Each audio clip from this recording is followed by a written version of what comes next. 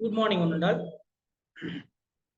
As I said before, 1707 to 1947 is the modern period, modern era. அதுல நீங்க மாடர்ன்ல நீங்க first பார்க்கக்கூடிய டாபிக் வந்து அட்வென்ட் ஆஃப் யூரோப்பியன்ஸ், ஐரோப்பியர்களின் வருகை. சரியா? ஐரோப்பியர்களின் வருகை. அடுத்தது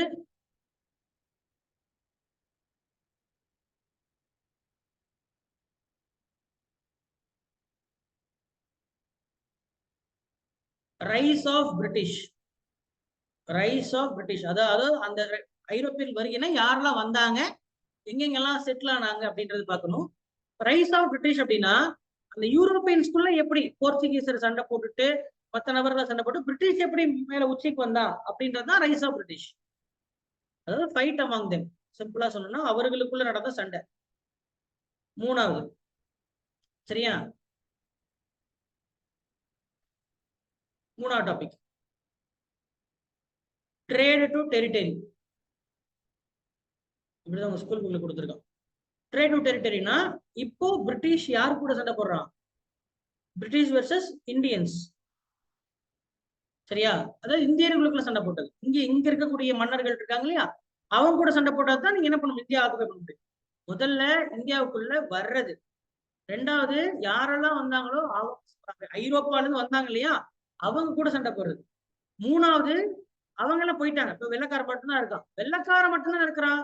அப்ப அந்த வெள்ளைக்காரன் என்ன பண்றான், இந்தியாவுல இருக்கக்கூடிய மன்னர்கள் இருக்காங்களே, மன்னர்கள் கூட சண்டை போடுறான்.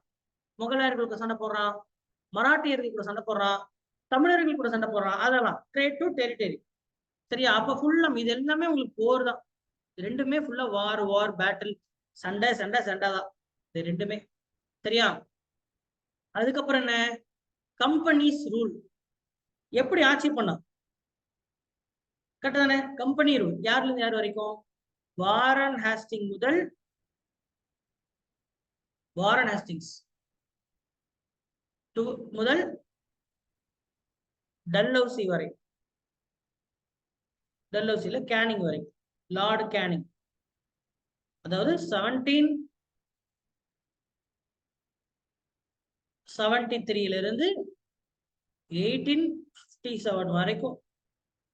சரியா? 1773 இருந்து 1857 வரைக்கும் ஒவ்வொரு, ஏன்னா இங்க இந்தியாவை ஆட்சி பண்ணணும்னா ஒருத்தர் அனுப்பி வச்சிருப்பான் இல்லையா, வெள்ளைக்காரன் என்ன பண்ணிருப்பான், அந்த கம்பெனிக்காரன் ஒரு நபர் அனுப்பியிருப்பான். ஒரு நபர் தான் அந்த இந்தியாவை ஆட்சி பண்ணிருப்பாங்க. 5 வருஷத்துக்கு ஒரு ஆள் மாறிக்கிட்டே இருப்பாங்க. சரியா? அவங்கதான், அதுதான் அந்த வாரன் ஹேஸ்டிங் அப்படின்ற ஒரு நபர் வந்தாரு, அவர் இந்தியாவை ஆட்சி பண்ணாரு. அப்புறம் அவர் யார் வரைக்கும், கேனிங் அப்படின்ற ஒரு நபர் வந்தாரு, அவரோட என்ன முடியுது, கம்பெனி ஆட்சி முடியுது. Companies rule. சரியா? அடுத்தது யார்லி ரெசிஸ்டன்ஸ், தொடக்க கால எழுச்சி. அப்போ உங்களுக்கு இந்த 4 டாபிக் வரைக்குமே சிலபஸ்ல இல்ல. ஆனா இது இப்படிதான் பார்க்கணும்னு சொல்ல வரேன், இதுதான் வரிசை. இதுல உங்களுக்கு என்ன வரல, இது எதுவுமே சிலபஸ்ல வரல. அதுக்கப்புறம் நான் முதல்ல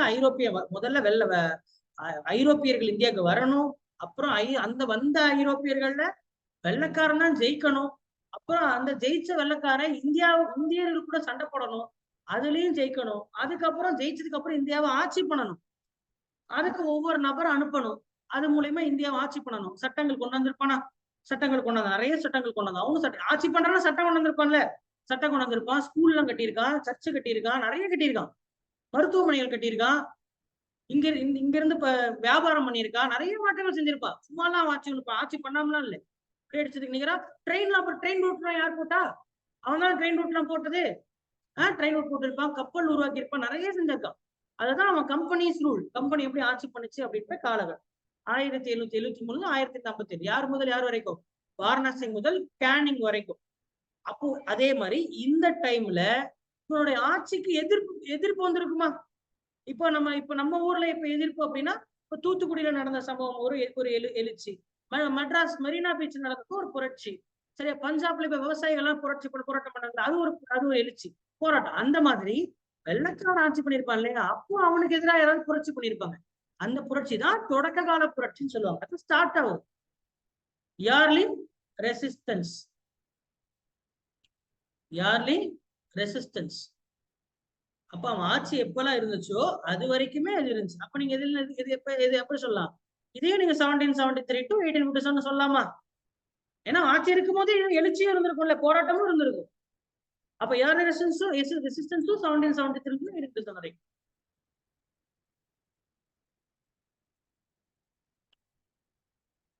சரியா?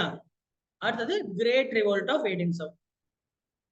கிரேட் ரிவோல்ட் ஆஃப் 1857 அதை மட்டும் நீங்க தனியா பார்க்கணும். ஏன்னா கன்ஃபார்ம் 1 மார்க் வரும். சரியா? அந்த அந்த புரட்சியோடைய முடிவு தான் 1857 அந்த எழுச்சி, தொடக்க கால எழுச்சின்னு சொன்னோம் இல்லையா? தொடக்க கால எழுச்சியுடைய வெற்றி எதுதான்? 1857 புரட்சி. அப்ப அதோட என்ன முடியுது? End of company rule. Company ஆட்சி முடிஞ்சதுன்னு சொன்னேன். ஆல்ரெடி சொன்னது 57 என்ன முடிஞ்சு? கம்பெனி ஆட்சி முடிஞ்சு. அதுக்கப்புறம் நேஷனல் ரெனைசான்ஸ்.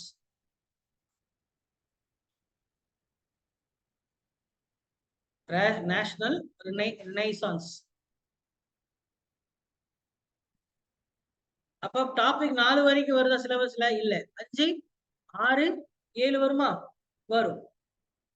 தேசிய மறுமலர்ச்சி அண்ட் சோசியல் ரிஃபார்ம் கூட போட்டுருக்க. சோசியல் ரிஃபார்ம்ஸ், சமூக சீர்திருத்தம். சரியா? அடுத்து 8 இந்திய தேசிய காங்கிரஸ்.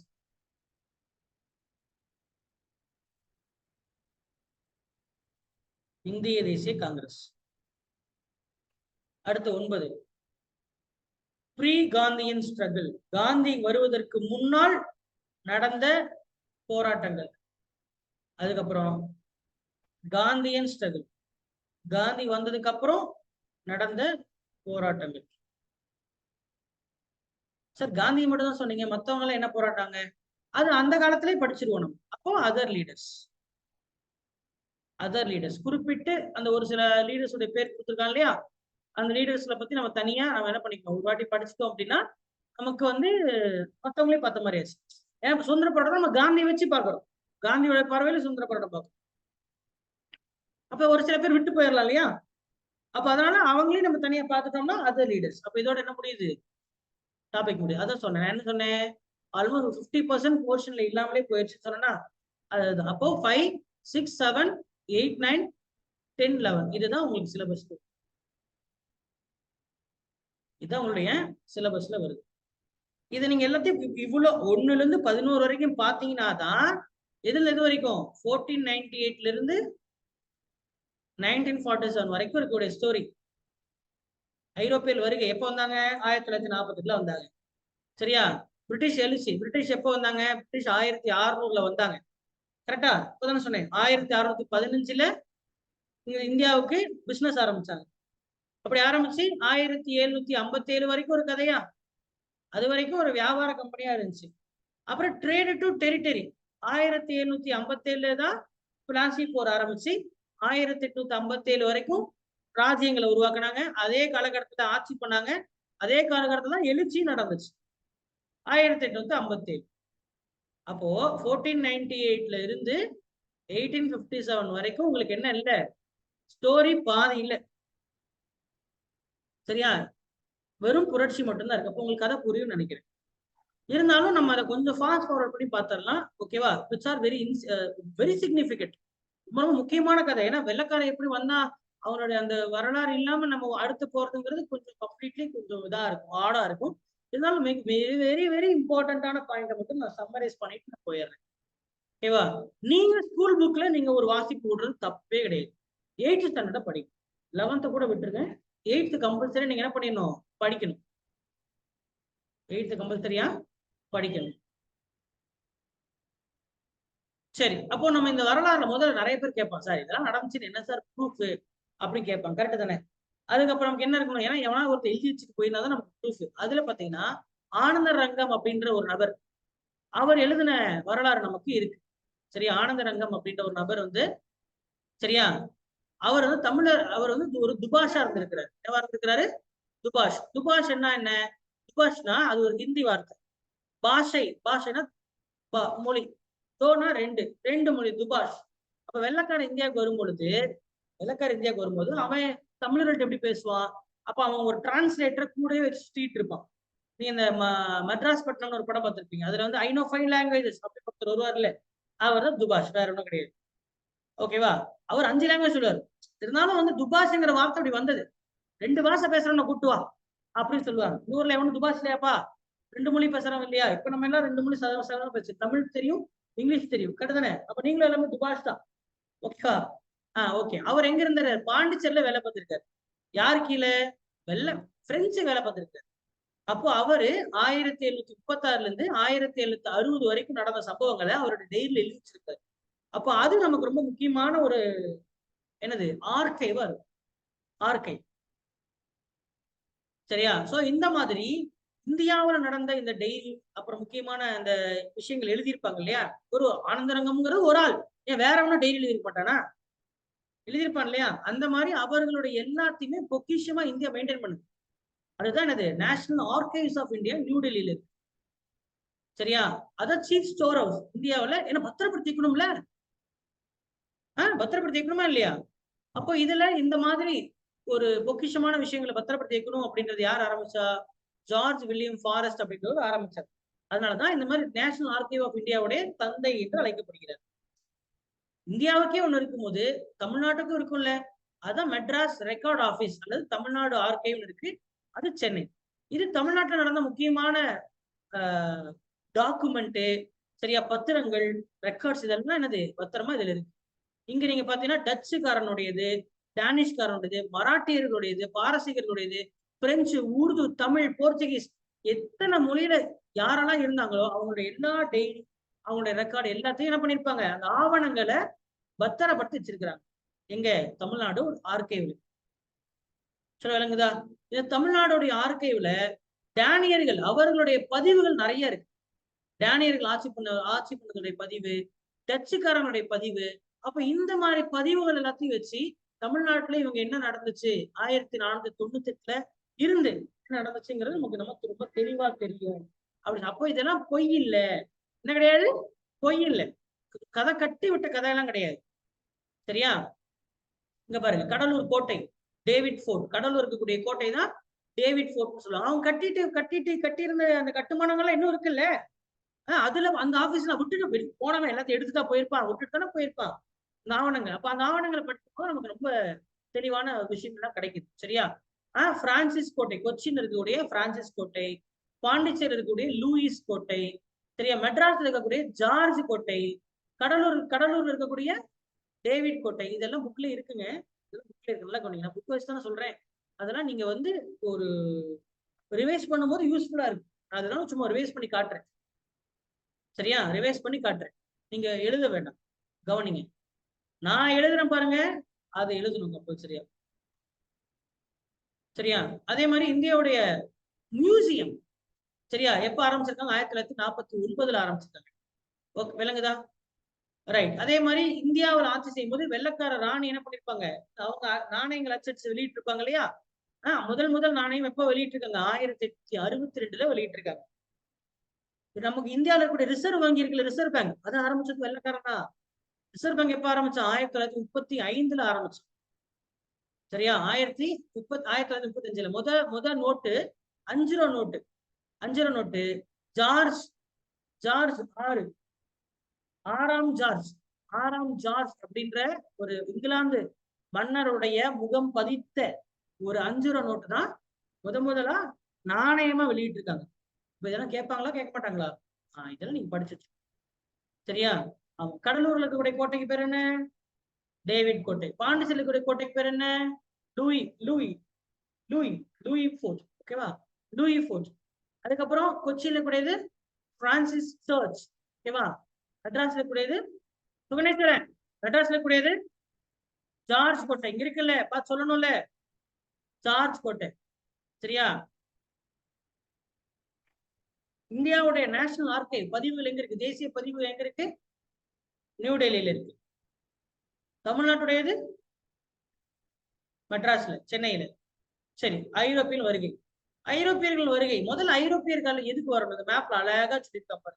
என்னன்னா, அந்த காலத்துல நம்ம இந்திய சங்க காலத்துல இருந்தே, கிமுல இருந்தே தமிழ்நாட்டுல வந்து கிமு கிறிஸ்து பிறப்பதற்கு முன்னு சரி, கிறிஸ்துவர் பிறப்பதற்கு முந்தைய காலகட்டத்தில் இருந்தே நம்ம இந்தியாவிற்கும் சரியா யூரோப்புக்கும் ட்ரேட் ரிலேஷன்ஸ் இருந்தது. என்ன இருந்தது? Trade relations. சரியா? அந்த காலத்துல ஐரோப்பால இருந்த ரோமானியர்கள், ரோமன்ஸ், அதுக்கப்புறம் கிரேக்கர்கள், கிரீக்ஸ், ரோமன் நாட்டுக்காரங்களும் கிரேக் நாட்டுக்காரங்களும் தமிழ்நாட்டுக்கு வந்திருக்காங்க. அவங்களுக்கு பேர் என்ன தெரியுமா? யவனர்கள். சரியா? என்ன பேரு? யாவனர்கள். தமிழ்ல, இங்கிலீஷ்ல யாவனாஸ், இங்கிலீஷ்ல யவனர்கள். சரியா? அவங்க என்ன ஏற்றுமதி பண்ணாங்க? இங்க இருந்து ஸ்பைசஸ், வாசனை பொருட்கள், குறிப்பா மிளகு. சரியா? பெப்பர் இருக்குல்ல, இந்த பெப்பருக்கே பேர் என்ன தெரியுமா பேரு? பெப்பருக்கு யவன பிரியம் தான் பேரு. யவன பிரியம். ஏன்னா யவனர்கள் ரொம்ப பிடிச்ச பொருள் அதுதான். மிளகா இருக்குல்ல, சிகப்பு மிளகா. சிகப்பு மிளகா இந்தியாவுடையது கிடையாது. அது ஐரோப்பியர்கள் இந்தியாவுக்குள்ள கொண்டு வந்தது. சரியா? நம்ம ஊர்ல காரம்னா மிளகுதான் காரம். நான் என்ன சொல்றேன்னு புரியுதா? தக்காளி, கேப்சிகம், உருளைக்கிழங்கு, அப்புறம் அப்புறம் செல்லரி சொல்லுமா? செல்லரி இல்லை, செல்லரி இருக்கு. தக்காளி, வெங்காயம், தக்காளி, கேப்சிகம், கொடமிளகா, பொட்டேட்டோ, சில்லி, ரெட் சில்லி, இதெல்லாம் இந்தியாவுடைய தாவரங்கள் கிடையாது, காய்கறிகள் கிடையாது. இதெல்லாம் போர்ச்சுகீசியர்கள் இந்தியா வந்தாங்க தெரியுமா? அப்ப வரும்போது அவங்க கையோடு தூக்கிட்டு வந்து. இப்ப நீங்க வெளிநாட்டுக்கு போறீங்களே, போகும்போது என்ன பண்ணுவான்? இப்ப நீங்க அந்த ஜீன்ஸ் படம் பார்த்திருப்பீங்க. அந்த பாட்டு என்ன பண்ண போகும்போது ஊறுகாலாம் தூக்கிட்டு போயிருக்கு. சரியா? அப்ப அப்ப போகும்போது ஊறுகாய் கலாச்சாரம் அப்படியே அமெரிக்காவுக்கு போகுதுல, அந்த மாதிரி அவன் வரும்போது அவனுடைய காய்கறி எல்லாம் அவன் தூக்கிட்டு வரான். சரியா? அப்ப இந்தியாவுல அப்ப அதெல்லாம் இதெல்லாம் கிடையாது. இந்தியாவுல அப்ப அதுக்கு போர்ச்சுகீஸ்கார வரதுக்கு முன்னாடி இந்தியாவுல என்ன கிடையாது? அப்பெல்லாம் ஒரு காய்கறியே கிடையாது. ஆனா இப்ப இந்த காய்கறி தான் நமக்கு ரொம்ப பிடிச்ச காய்கறி இல்ல? கேப்சிகம் போடாம நம்ம ஒரு மஞ்சூரியன் செய்ய முடியுமா? செய்ய முடியாது. வெங்காயம் இல்லாம சமைக்கவே முடியாது. தக்காளி, வெங்காயம் தான் ரொம்ப முக்கியமான விஷயம். சரியா? ஆமா, ரைட், ஓகே. சோ அப்ப இந்த ஸ்பைசஸ், மிளகு, சரியா? அதுக்கப்புறம் பாத்தீங்கன்னா நிறைய வாசனைக்கு ஒரு பட்டை, கிராம்பு, சின்னமன், இதெல்லாம் இருக்குல்ல, அதெல்லாம் ஏற்றுமதி பண்ணாங்க. எப்போ? மூலையே. அப்போ நமக்கு நிறைய தங்க காசு கிடைச்சது. ஏன்னா அவன் அதெல்லாம் தங்கத்துலதான் திருப்பி கொடுப்பான். இந்த பொருளை வாங்கிட்டு தங்க காசா கொடுப்பான். அதனாலதான் சங்க காலமே நம்ம என்ன சொல்லியிருக்கோம்? சங்கம் இஸ் த கோல்டன் ஏஜ், பொற்காலம். அவ்வளவு காசு, நல்லா பணம், வெத்த பணம். யாருக்கு? தமிழர்களுக்கு. அதனாலதான் என்ன பண்ணிருக்காங்க? அவ்வளவு காசு கிடைச்சதுனாலதான் பொழுது பொழுது போகிறேன்னு பாட்டு பாடியிருக்காங்க அவ்வளவு பேரும். அதனால புறநானூறு, அகநானூறு எல்லாம் வந்துச்சு. ஏன் சோத்துக்கே சிங்கி அடிச்சுட்டு இருந்தா எவனா பாட்டு பாடிட்டு இருப்பானா? சொல்லுங்க அப்போ. சோத்துக்கே சிங்கி அடிச்சுட்டு பாட்டு எவனா பாடுவானா? அப்ப எப்ப பாட்டு பாடுவாங்க? இப்ப தமிழ்நாட்டிலேயே சூப்பர் சிங்கர் நடந்துட்டு இருக்கு.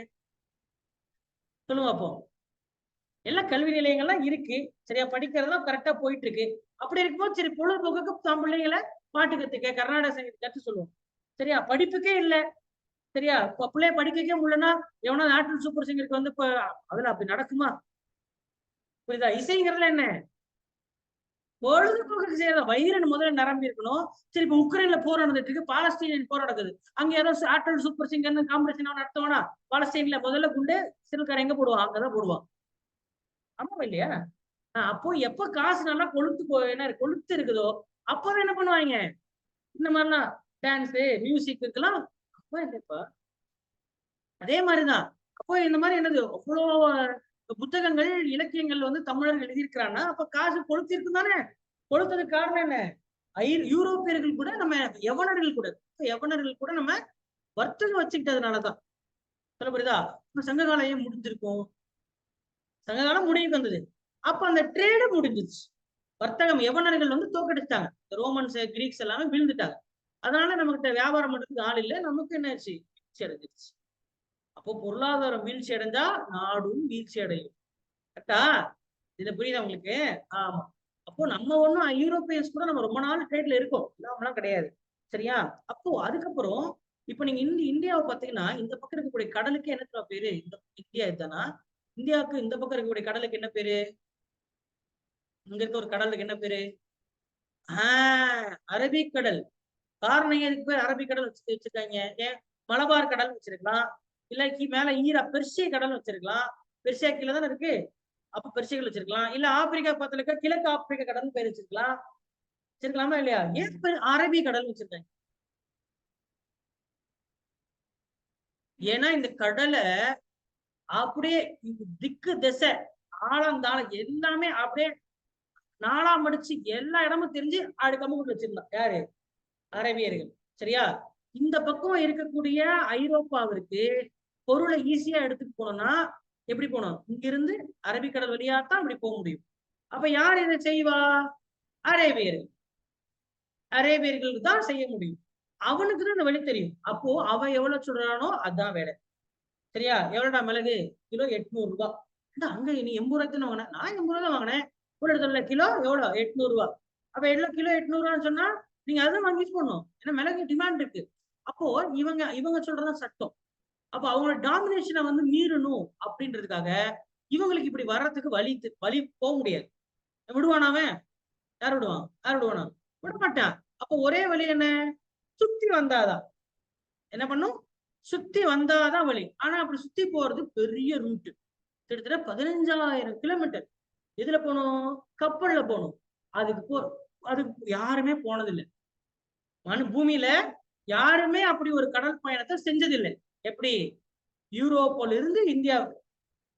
அந்த காலத்துல வட அமெரிக்கான்ற ஒரு கண்டமும் இருக்கிறது தெரியாது. தென் அமெரிக்கான்னு ஒரு கண்டம் இருக்கு தெரியாது. ஆஸ்திரேலியாவும் தெரியாது. அண்டார்டிகாவும் தெரியாது. மனிதர்கள் அறிஞ்சிருந்த கண்டம் ஆசியா, ஆப்பிரிக்கா, இந்தியா, ஐரோப்பா. அப்கோர்ஸ் ஐரோப்பா, ஆசியா, ஆப்பிரிக்கா 3 கண்டம் தான். வட அமெரிக்கா தெரியாது, தென் அமெரிக்கா தெரியாது, ஆஸ்திரேலியா தெரியாது, அண்டார்டிகா தெரியாது. மிச்சம் இருக்கக்கூடிய 7 கண்டத்துல 4மே தெரியாது, 3 தான் தெரியும். அப்போ இந்தியாவுக்கு போனா பணம் சம்பாதிக்கலாம். இந்தியால இருந்து பொருள் எடுத்துட்டு பணம் சம்பாதிக்கலாம். சொல்றது விளங்குதா? அப்போ இந்தியாவுக்கு போற பொருள் வந்து நிறைய காசுக்கு அரேபியர்கள் விற்கிறார். அப்போ அவங்களுடைய டாமினேஷனை கம்மி பண்ணணும். எப்படி பண்ணும்? அப்போ இந்தியாவுக்கு எவன்டா போறது? ஏன்னா யாருமே போனது இல்ல. போனா வாழ்வா சாவானே தெரியாது. நீங்க எப்படி போகணும்னே தெரியாத ஒரு காட்டுக்குள்ள உங்க போச்சோம்னா மேப் கீப்பு கூட கிடையாது. இப்ப நம்மளுக்கு கையில போன கூகுள் மேப் கொடுக்கனாலே சென்னையிலே வெளிய முடியாது பாதி பேருக்கு. சரி, ஏன்னா கூகுள் மேப் வச்சுதான் பொழப்பே ஓடிட்டு இருக்கு இல்லையா? அங்க கடல்ல போச்சோன்னா எப்படி போவான்? சரி, முதல்ல உங்களை நம்பி எப்படி? சரி, நீ போவ, நீ தைரியசாலிப்பா. உன்னை நம்பி கப்பல் ஓட்டணும்னா ஒருத்தன் கப்பல் ஓட்ட முடியுமா? 100 பேரா வேணும் கப்பல் ஓட்டுறது, துடு போறது. உங்களை நம்பி ஒரு நம்பி நீங்க கிறுக்கன்னா உங்களை நம்பி இந்த கிறுக்க நம்பி ஒரு 100 பேர் வரணும்ல. அவன் ஒத்துப்பானா? அவன் உயிர் அவன் அடமான வைப்பானா? நான் சொல்றது விளங்குதா? அப்ப எப்படி நீங்க போனோம்? இந்தியாவுக்கு போறேன் கிளம்புனாங்க. அப்படிதான் முதல்ல கொலம்பஸ் கிளம்புனாரு இந்தியாவுக்கு போறேன்ட்டு. ஆனா என்னது, அவர் நினைச்சாரு பூமி உருண்டை. அப்ப இப்படிக்க போனா இந்தியாவுக்கு போயிடலாம் நினைச்சிருக்காரு. ஆனா குறுக்க வட அமெரிக்கான்னு ஒரு பெரிய கண்டம் இருக்கிறது அவருக்கு தெரியாது. அப்புறம் அங்க இறங்கின என்ன பண்ணிட்டாரு? அப்படியே கப்பல்ல போயிட்டு அட்லாண்டிக் பெருங்கடலை தாண்டி போயிட்டு இங்க இருக்கக்கூடிய வெஸ்ட் இண்டீஸ், அதுக்கே பேர் மேற்கு இந்தியான்னு பேர் வச்சிருக்கான். அது எங்க போய் இந்தியா நினைச்சுதான். இந்தியா இல்லையா? அப்ப மேற்குல இருக்கிற இந்தியா, மேற்குல தானே இருக்காங்க, மேற்கு இந்தியான்னு பேர் வச்சுட்டான். சரியா? மேற்கு இந்தியா. அப்ப இதை இந்தோனேஷியாவுக்கு வந்தாங்க. இந்தோனேஷியாவுக்கு பேர் ஈஸ்ட் இண்டீஸ், கிழக்குல இருக்கிற இந்தியா. அப்ப இந்தியாவுக்கே அவனுக்கு போல, இந்தியாவுக்கு போறேன்னு வெவ்வேறு ஊரை கண்டுபிடிச்சாங்க. இப்படிதான் வட அமெரிக்கா கண்டுபிடிச்சாங்க, தென் அமெரிக்கா கண்டுபிடிச்சாங்க, ஆஸ்திரேலியா கண்டுபிடிச்சாங்க. அதுக்கப்புறம் கடைசியா ஒரு 100 வருஷத்துக்கு முன்னாடி அண்டார்டிகா கண்டுபிடிச்சாங்க. சரியா? இப்போ உலக மேப் கண்டுபிடிக்கிறதுக்கே இந்தியாவுக்கு வழி தேடுறேங்கிறதுக்காக தான் கண்டுபிடிச்சாங்க. இப்ப வழி தெரியலப்பா, போகும்போது ஏதாவது என்ன கிடைக்குதோ அதான் வருது. சரியா? அப்புறம் ஒரு வழியா சரி இப்படிக்கா போக முடியாது அப்படி சொல்லி என்ன பண்றாங்க, ஆப்பிரிக்காவை சுத்தி தாண்டா போகணும்ட்டு ஆப்பிரிக்கா வழியா என்ன பண்ணிட்டாங்க, வந்து ஒரு வழியா வாஸ்கோ ட காமா சேர்ந்துட்டாங்க. எப்படி வந்தாங்கிறதுக்கு நிறைய ஃபேக்ட் இருக்கு. ஒரு 10 பாயிண்ட் ஒரு பக்கமா எழுதணும். ஆனா உங்களுக்கு சிலபஸ்ல நான் ஸ்கிப் பண்றேன். ஓகேவா? ஒரு வழியா வந்துட்டாங்க. ஒரு வழியா அதுக்கு வந்ததுக்கும் ஹெல்ப் பண்ணது யாருதான்? ஒரு ஓமான் நாட்டு மாலு மீது ஹெல்ப் பண்ணாரு. ஏன்னா வழி தெரியாது. யாராவது இங்க தன்னம்பிக்கை முனைன்னு இருக்குல்ல, அங்க அது வரைக்கும் வந்துட்டாங்க. அதுக்கப்புறம் இங்கிருந்து இங்க போறது வழி தெரியல. வழி தெரியலன்னா யார் எனக்கு இந்தியாவுக்கு வழி தர்றாங்களோ அவங்களுக்கு லைஃப் டைம் செட்டில் பண்றா அப்படின்றாரு. யாரு? வாஸ்கோ ட காமா. சரி, உடனே என்ன பண்ணாரு, ஒரு ஓமான் நாட்டு பயணி என்ன பண்றாரு, சரிப்பா நான் வாங்க கூட்டு பாரு, வாங்க ஒரு 2 மாசம் ஆகும், வரீங்களா, வாங்க போலாம் அப்படின்னு சொல்லி இந்த 3 கப்பலை கூப்பிட்டு வர்றாரு. சரி, வந்துட்டு பாரு இப்படிதான் போகணும் வழி காமிச்சு விட்டாரு. வழி காமிக்காம இருந்திருக்கலாமா? லைஃப் டைம் செட்டில்மெண்ட்டுக்காக வழி காமிச்சு விட்டாரு. விட்டதுனால என்ன பண்ணிட்டாரு, இப்ப வழி தெரிஞ்சிருச்சு. வழி தெரிஞ்சுட்டா பத்திரமா பாதுகாப்பேன் சொல்லுவாரா வாஸ்கோ ட காமா சக நபர்கள்ட்ட, ஏங்க நான் இப்படி போனேங்க, ஆனா நீங்களும் வாங்கன்னு கூப்பிட்டா அவனே அவனுக்கு என்னது போட்டியாளர் தேர்ந்த மாதிரி சொல்ல மாட்டான். பல வருஷம் அவன் சொல்லல. அதனாலதான் 1498 வந்தாலும் 1600 தான் வெள்ளக்கார வர. 100 வருஷம் ரகசியமா. இப்ப நீங்க சொல்லுங்க, நீங்க ஒரு இடத்துக்கு ஒரு புதையல் இருக்கிற இடத்துக்கு அலிபாபாவும் 48 ஒரு கதை பார்த்திருக்கீங்களா? எம்ஜிஆர் வந்து கழுதை வச்சு போகும்போது என்ன பண்ணுவாரு, அங்க ஒரு கதவை திறக்கும், உள்ள ஃபுல்லா பொக்கிஷமா இருக்கு. அப்ப உடனே நான் அஜித் வருண் எல்லாம் கூப்பிட்டு வாங்கப்பா பொக்கிஷம் எடுக்க போனா கூப்பிட்டு போனா இருப்பேன்ல. ஆமா போனா 80 ரூபாய்க்கு விலை வாங்கிட்டு 800 ரூபாய் விற்கலாங்க. புரியுதா இல்லையா? என்ன சுகுணேஸ்வரன் 80 ரூபாய்க்கு பொருள் வாங்கி 800 ரூபாய் விற்கலாம். வாங்குறதுக்கு ஆள் இருக்கு, விற்கிறதுக்கு அவன் இருக்கா. போறதுக்கு தான் வழி தெரியல. போறதுக்கு தான் வழி தெரியல. அப்போ இதை செய்யறது இந்த டெக்னிக் அப்ப அந்த ரூட் சொல்லிட்டு அப்ப எல்லாம் வாங்கிடுவாங்கல்ல. நீங்க என்ன போய் விற்கிறது? ஹோட்டல்ல தேர்ந்தெடுக்க கூடாது. அதனால வாஸ்கோ ட காமா கப்பு சிப்புன்னு இருந்தாரு. சரியா? அவங்க வந்து இறங்கின இடம்லாம் எங்க? இடம்லாம் எங்க? வருஷங்கள் எழுதிக்கு. போர்ச்சுகீஸ் வந்தது 1998. எல்லாமே கம்பெனி தான், அரசாங்கம்லாம் வரல. ரிலையன்ஸ், டாடா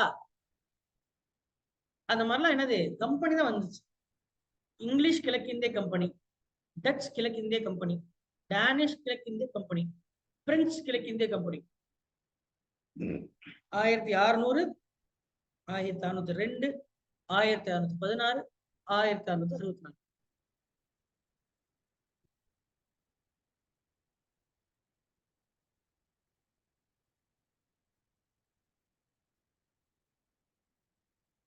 இல்லையாச்சா? டக்கு டக்கு டக்குன்னு எழுதணும்.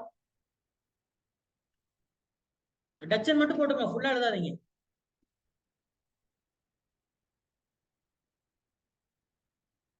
சரியா?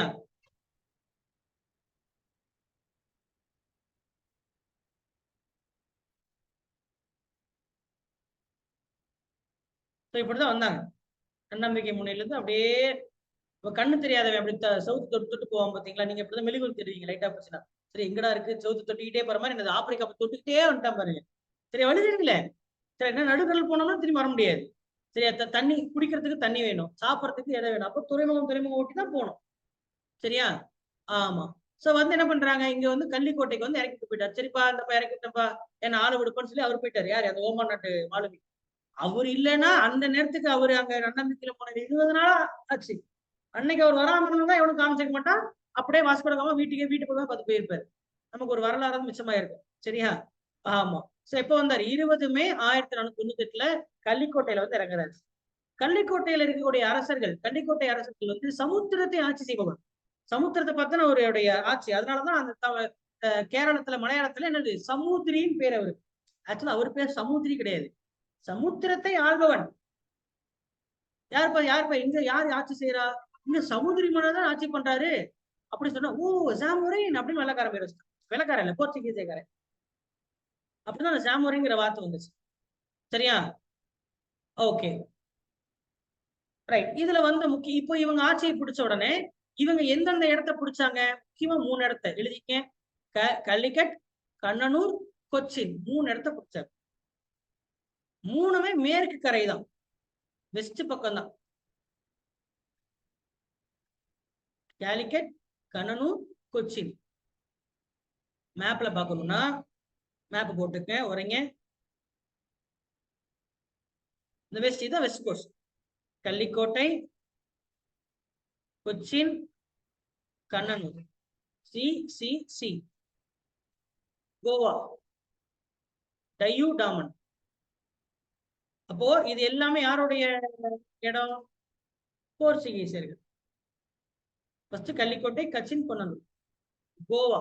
கோவா 1510ஆம் ஆண்டு பிடிக்கப்பட்டது. யாரால் பிடிக்கப்பட்டது அப்படின்னா அல்புகர்கு. அல்புகர்க். அல்புகர்க் அப்படின்ற ஒரு கவர்னர், ஒரு ஆளுநர் வராரு. அந்த ஆளுநர் வந்து என்ன பண்றாரு, கோவா அப்படின்ற இந்த இடத்த பீஜப்பூர் சுல்தானிடமிருந்து வாங்குறாரு. பீஜப்பூர் சுல்தானிடமிருந்து வாங்குறாரு. இது 3 கேரளா, இது கோவா அப்படின்ற ஒரு இதுதான் கடைசியா. இந்தியா விட்டு வெள்ளக்காரன் போயிருந்தாலும் வெள்ளக்காரன் போய் 20 வருஷம் கழிச்சு தான் கோவா விட்டு போர்ச்சுகீஸ் போனான். அப்ப இந்தியாவுக்கு முதல்ல வந்தது போர்ச்சுகீஸ், இந்தியா விட்டு கடைசியா போனது போர்ச்சுகீஸ், இந்தியாவுக்கு கடைசியா வந்தது பிரெஞ்சு, இந்தியா விட்டு முதல்ல போனது பிரெஞ்சு. சரியா? அப்ப முக்கியமான கவர்னர்கள். அப்போ இடத்த புடிச்சிட்டானா இந்த இடத்த மேனேஜ் பண்ண, இந்த இடத்துல இருக்க கொச்சின், கண்ணனூர், காலிக்கட்ல இருக்குல்ல, இந்த இடத்த பாத்துக்கிறதுக்கு ஒரு ஆளை நியமிப்பீங்கல்ல. இப்ப நீங்க ஒரு பொட்டி கடை போட்டாலே ஒரு பாத்துக்கிறதுக்கு ஒரு ஆளை வைக்கிறீங்க. அப்ப இவ்வளவு பெரிய இடத்துல வச்சிருக்காங்கன்னா அந்த வியாபாரத்தை கட்டுக்கோப்பா வைக்கணும், ஒரு ஆள் அனுப்பணும்ல. அவன் அனுப்புன ஆள் தான் என்னது அல்புகர்க் அப்படின்ற ஆள். இவருக்கு முன்னாடி ஒருத்தர் வந்திருந்தாரு, அவர் தான் அல்மெய்டா. அல்மெய்டா அல்மெய்டா பொறுத்த வரைக்கும் நீல நிற கொள்கை, நீல நிற கொள்கை, ப்ளூ வாட்டர் பாலிசி அப்படின்னு ஒரு மெத்தடை கொண்டு வந்தார். வேற ஒண்ணும் கிடையாது. இந்த அரபிக்கடலையே நம்ம தான் கட்டுப்படுத்தணும். அப்ப யாரை வீழ்த்தணும்? அரேபியர்களை வீழ்த்தணும், அரபிக்கடல் நம்ம கட்டுப்பாட்டுல எடுக்கணும் அப்படின்றதுதான் அந்த திட்டத்தின் பேர் தான் அது நீர் நிற கொள்கை, வேற ஒண்ணும். அப்ப அல்மெய்டா முதல் ஆளு, அல்புகர்க்கு ரெண்டாவது ஆள். அல்புகர்க் என்ன பண்ணாரு? 1810 கோவாவை கைப்பற்றினார். இவ்வளவுதாங்க கதை. இவ்வளவுதாங்க முக்கியமான கதை. சரியா? எந்த வருஷம்? 1510.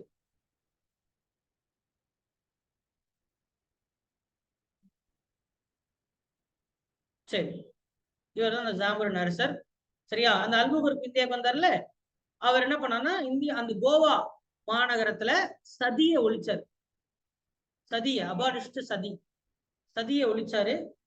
அப்புறம் நாணயத்தை அடிச்சு வெளியிட்டாரு. இதுதான் முதல் ஐரோப்பிய நாணயம். தெரியுதா உங்களுக்கு? This the first European currency. Albuquerque வெளியிட்டது கோவால. யார்கிட்ட இருந்து வாங்கினார் கோவாவை? பீஜப்பூர் சுல்தான். எந்த வருஷம்? ஆமா, சரி. அடுத்தது யாரு? டச். டச் டச் எப்ப இருந்துச்சு? 1602 தொடங்கினாங்க. தொடங்கினாங்களா?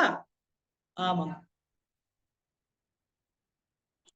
டச்சுடைய மிக முக்கியமான இடம் பழவேற்காடு, புலிகெட்.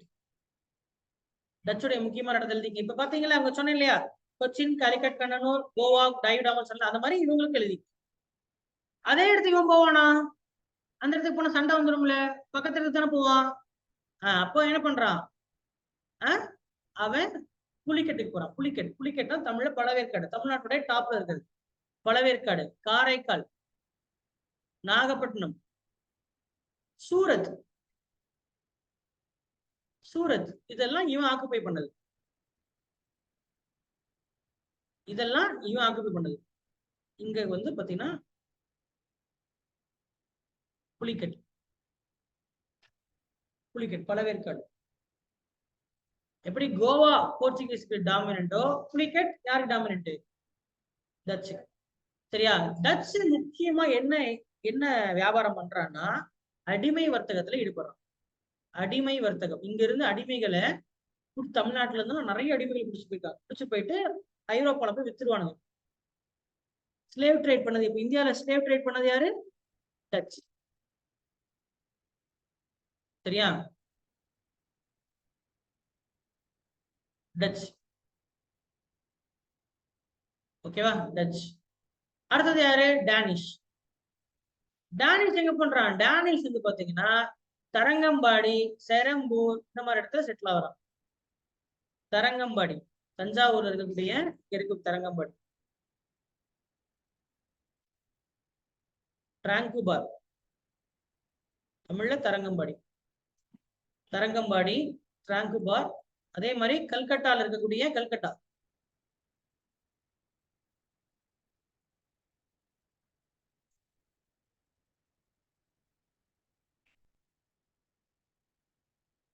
செரம்பூர். இதெல்லாம் யார் ஆக்குபை பண்ணது? டேனிஷ். சரியா? அதுல முக்கியமான நபர் யாருன்னா இந்த பார்த்தலோமியா சைதன் பால்கே அப்படின்ற ஒரு நபர் ரொம்ப முக்கியமானவர். தெரியுங்க? பார்த்தலோமியா சைதன் பால்கு அப்படின்றவர் வந்து தமிழ்நாட்டுக்கு வர்றாரு. என்ன எடுத்துட்டு வர்றாருன்னா கிறிஸ்துவ மத பரப்புரையை எடுத்துட்டு வர்றாரு. தமிழ்நாட்டுக்கு என்ன பண்றாரு? இதுக்கு முன்னாடி வந்த போர்ச்சுகீசரும் கிறிஸ்துவர்கள் தான், டச்சுக்காரரும் கிறிஸ்துவம் தான். ஆனா அவங்க எல்லாம் வியாபாரத்துக்கு வந்தாங்க.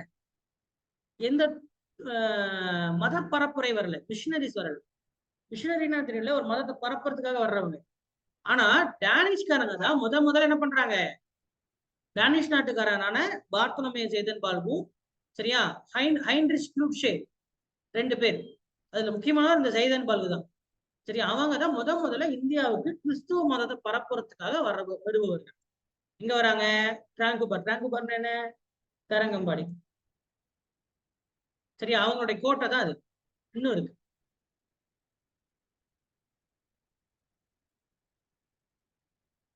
சரியா? அப்ப அவங்க இங்கே தங்கி இங்க இருக்கக்கூடிய மக்கள் எல்லாத்தையும் என்ன பண்றாங்க, கிறிஸ்துவ மதத்துக்கு மாத்துறாங்க. சரியா? அப்படி இருக்கும் பொழுது அவர் இந்தியாவுக்கு தமிழ்நாட்டுக்கு கொண்டு வந்ததுதான் பிரிண்டிங் பிரஸ். ஜெய்தன் பாலுக்கு தான் இந்தியாவில ஃபர்ஸ்ட் என்ன கொண்டாரு, பிரிண்டிங் பிரஸ் கொண்டாரு. பிரிண்டிங் பிரஸ் என்ன, அச்சு இயந்திரம். அந்த காலத்துல ரொம்ப பொக்கிஷம் அது, எல்லாராலையும் எழுதிட முடியாது. சரியா? எழுதுற புக்குங்கிறதே கிடையாது. புக்குங்கிறது அந்த காலத்துல இப்ப மாதிரி கிடையாது, நம்ம எடைக்கு போட்டுட்டு இருக்கிறோம். ஆனா அந்த காலத்துல புத்தகம்ங்கிறது பொக்கிஷங்க. சரியா? அந்த புத்தகத்தை நீங்க மேக் பண்ணணும்னா அதுக்கு என்ன வேணும், ஈஸியா மேக் பண்ணணும்னா அச்சு இயந்திரம். சரி, அச்சு இயந்திரத்தை கண்டுபிடிச்சது யூரோப்பியன்ஸ். குட்டன்பர்க் அப்படின்றவர் தான் முதல்ல பிரிண்டிங் பிரஸ் கண்டுபிடிச்சிருப்பாரு. அந்த அச்சு இயந்திரம் இந்தியாவுக்கே வரல. வெள்ளக்காரனான ஐரோப்பியரான, அதுவும் குறிப்பா டேனிஷ், சரி, டென்மார்க் நாட்டை சார்ந்த ஜெய்தன் பாலுகு தான் பிரிண்டிங் பிரஸ் இந்தியா கொண்டு வந்தாரு. கொண்டு வந்து தமிழ் மொழியை படிச்சு, சரியா, தமிழ் மொழியை படிச்சு பைபிளை தமிழ்ல வெளியிடுறாரு. 1715 பைபிள்ல தமிழ்ல வெளியிட்டார். முதல்ல அப்ப பைபிள் தமிழ் மொழியில வெளியிடப்பட்டது இந்தியாவில முதல்ல அச்சிடப்பட்ட புக்கு தமிழ் தான். சரியா? அந்த புக்கும் என்னதான், பைபிள். அந்த பைபிளையும் முதல்ல தமிழ் மொழியில, இந்தியாவில் இருக்கக்கூடிய மொழிகள் எந்த மொழியில முதல் மொழிபெயர்க்கப்பட்டது, தமிழ். இதை செஞ்சது யாரு, ஜெய்தன் பாலுகு. அதனால அவர் பேர் மட்டும் தான், மற்றது எதுவும் நீங்க படிக்க தேவையில்லை, அவ்வளவுதான். சரி, அடுத்தது பிரெஞ்சு. பிரெஞ்சு வந்து ஒரு கவர்மெண்ட் கம்பெனி. முன்னாடி பார்த்தது எல்லாமே பாத்தீங்கன்னா பிரைவேட் கம்பெனி, கரெக்டா? பிரெஞ்சு மட்டும் கவர்மெண்ட் இது. சரியா? அந்த அந்த அதுக்கு பர்மிஷன் கொடுத்தது யாருன்னா 14ஆம் லூயி அப்படின்ற மன்னர். 14ஆம் லூயி அப்படின்ற மன்னர், அவருடைய அமைச்சர் பினான்ஸ் மினிஸ்டர் கால்வெர்ட். இப்ப எப்படி நிர்மலா சீதாராமன் இருக்காங்க இல்லையா, நிர்மலா சீதாராமன் யாரு, பினான்ஸ் மினிஸ்டரா? அந்த மாதிரி கால்வெர்ட் அப்படின்ற நிதி அமைச்சர், அவர் தான் இந்த கம்பெனி ஆரம்பிச்சார். யாரோட பர்மிஷன் பேர்ல, லூயி 14 அப்படின்றவருடைய பர்மிஷன் பேர்ல. சரியா? இவங்க என்ன பண்றாங்க, இவங்க அவங்களோட ஃபர்ஸ்ட் ஃபேக்டரிய சூரத்ல ஆரம்பிக்கிறாங்க. சூரத் எங்க இருக்கு, சூரத் மும்பை பக்கத்துல இருக்கு. இங்க இருக்கு சூரத். சூரத் கீழே தான் மும்பை. சூரத், சூரத்ல தான் அவங்களுடைய ஃபர்ஸ்ட் ஃபேக்டரி. அப்ப சூரத்ல டச்சுக்காரனும் ஃபேக்டரி வச்சிருக்கான், பிரெஞ்சுக்காரனும் ஃபேக்டரி வச்சிருக்கான். முதல் முதல் இது வந்து சூரத். அப்புறம் மசூலிப்பட்டினம், ரெண்டாவது எங்க, மசூலிப்பட்டினம். மூணாவது சந்திரநாகூர், மூணாவது சந்திரநாகூர். மசூலிப்பட்டினம், இது மசூலிப்பட்டினம். சரியா? அதுக்கப்புறம் இங்க சந்திரநாகூர். அப்புறமாதான் பாண்டிச்சேரி. இந்த இடத்துல பிடிச்சாலும் பாண்டிச்சேரியில தான் அவங்களுடைய தலைநகரம் மாத்திக்கிட்டாங்க. சரியா? பாண்டிச்சேரிய அப்ப டச்சு பழவேற்காட தலைநகரம் மாத்திக்கிட்டான். சரியா? கோவா போர்ச்சுகீசியர்கள் கோவா தலைநகரம் மாத்திட்டாங்க. பல இடத்த பிடிச்சாலும் ஒரு தலைநகரம் தானே இருக்கும். பாண்டிச்சேரி, சந்திரநாகூர், சூரத், மசூலிப்பட்டினம், இந்த நாளும் பிரெஞ்சுடையது. இந்த நாலு யாருடையது, பிரெஞ்சுடையது. சரியா? பிரெஞ்சுடையது.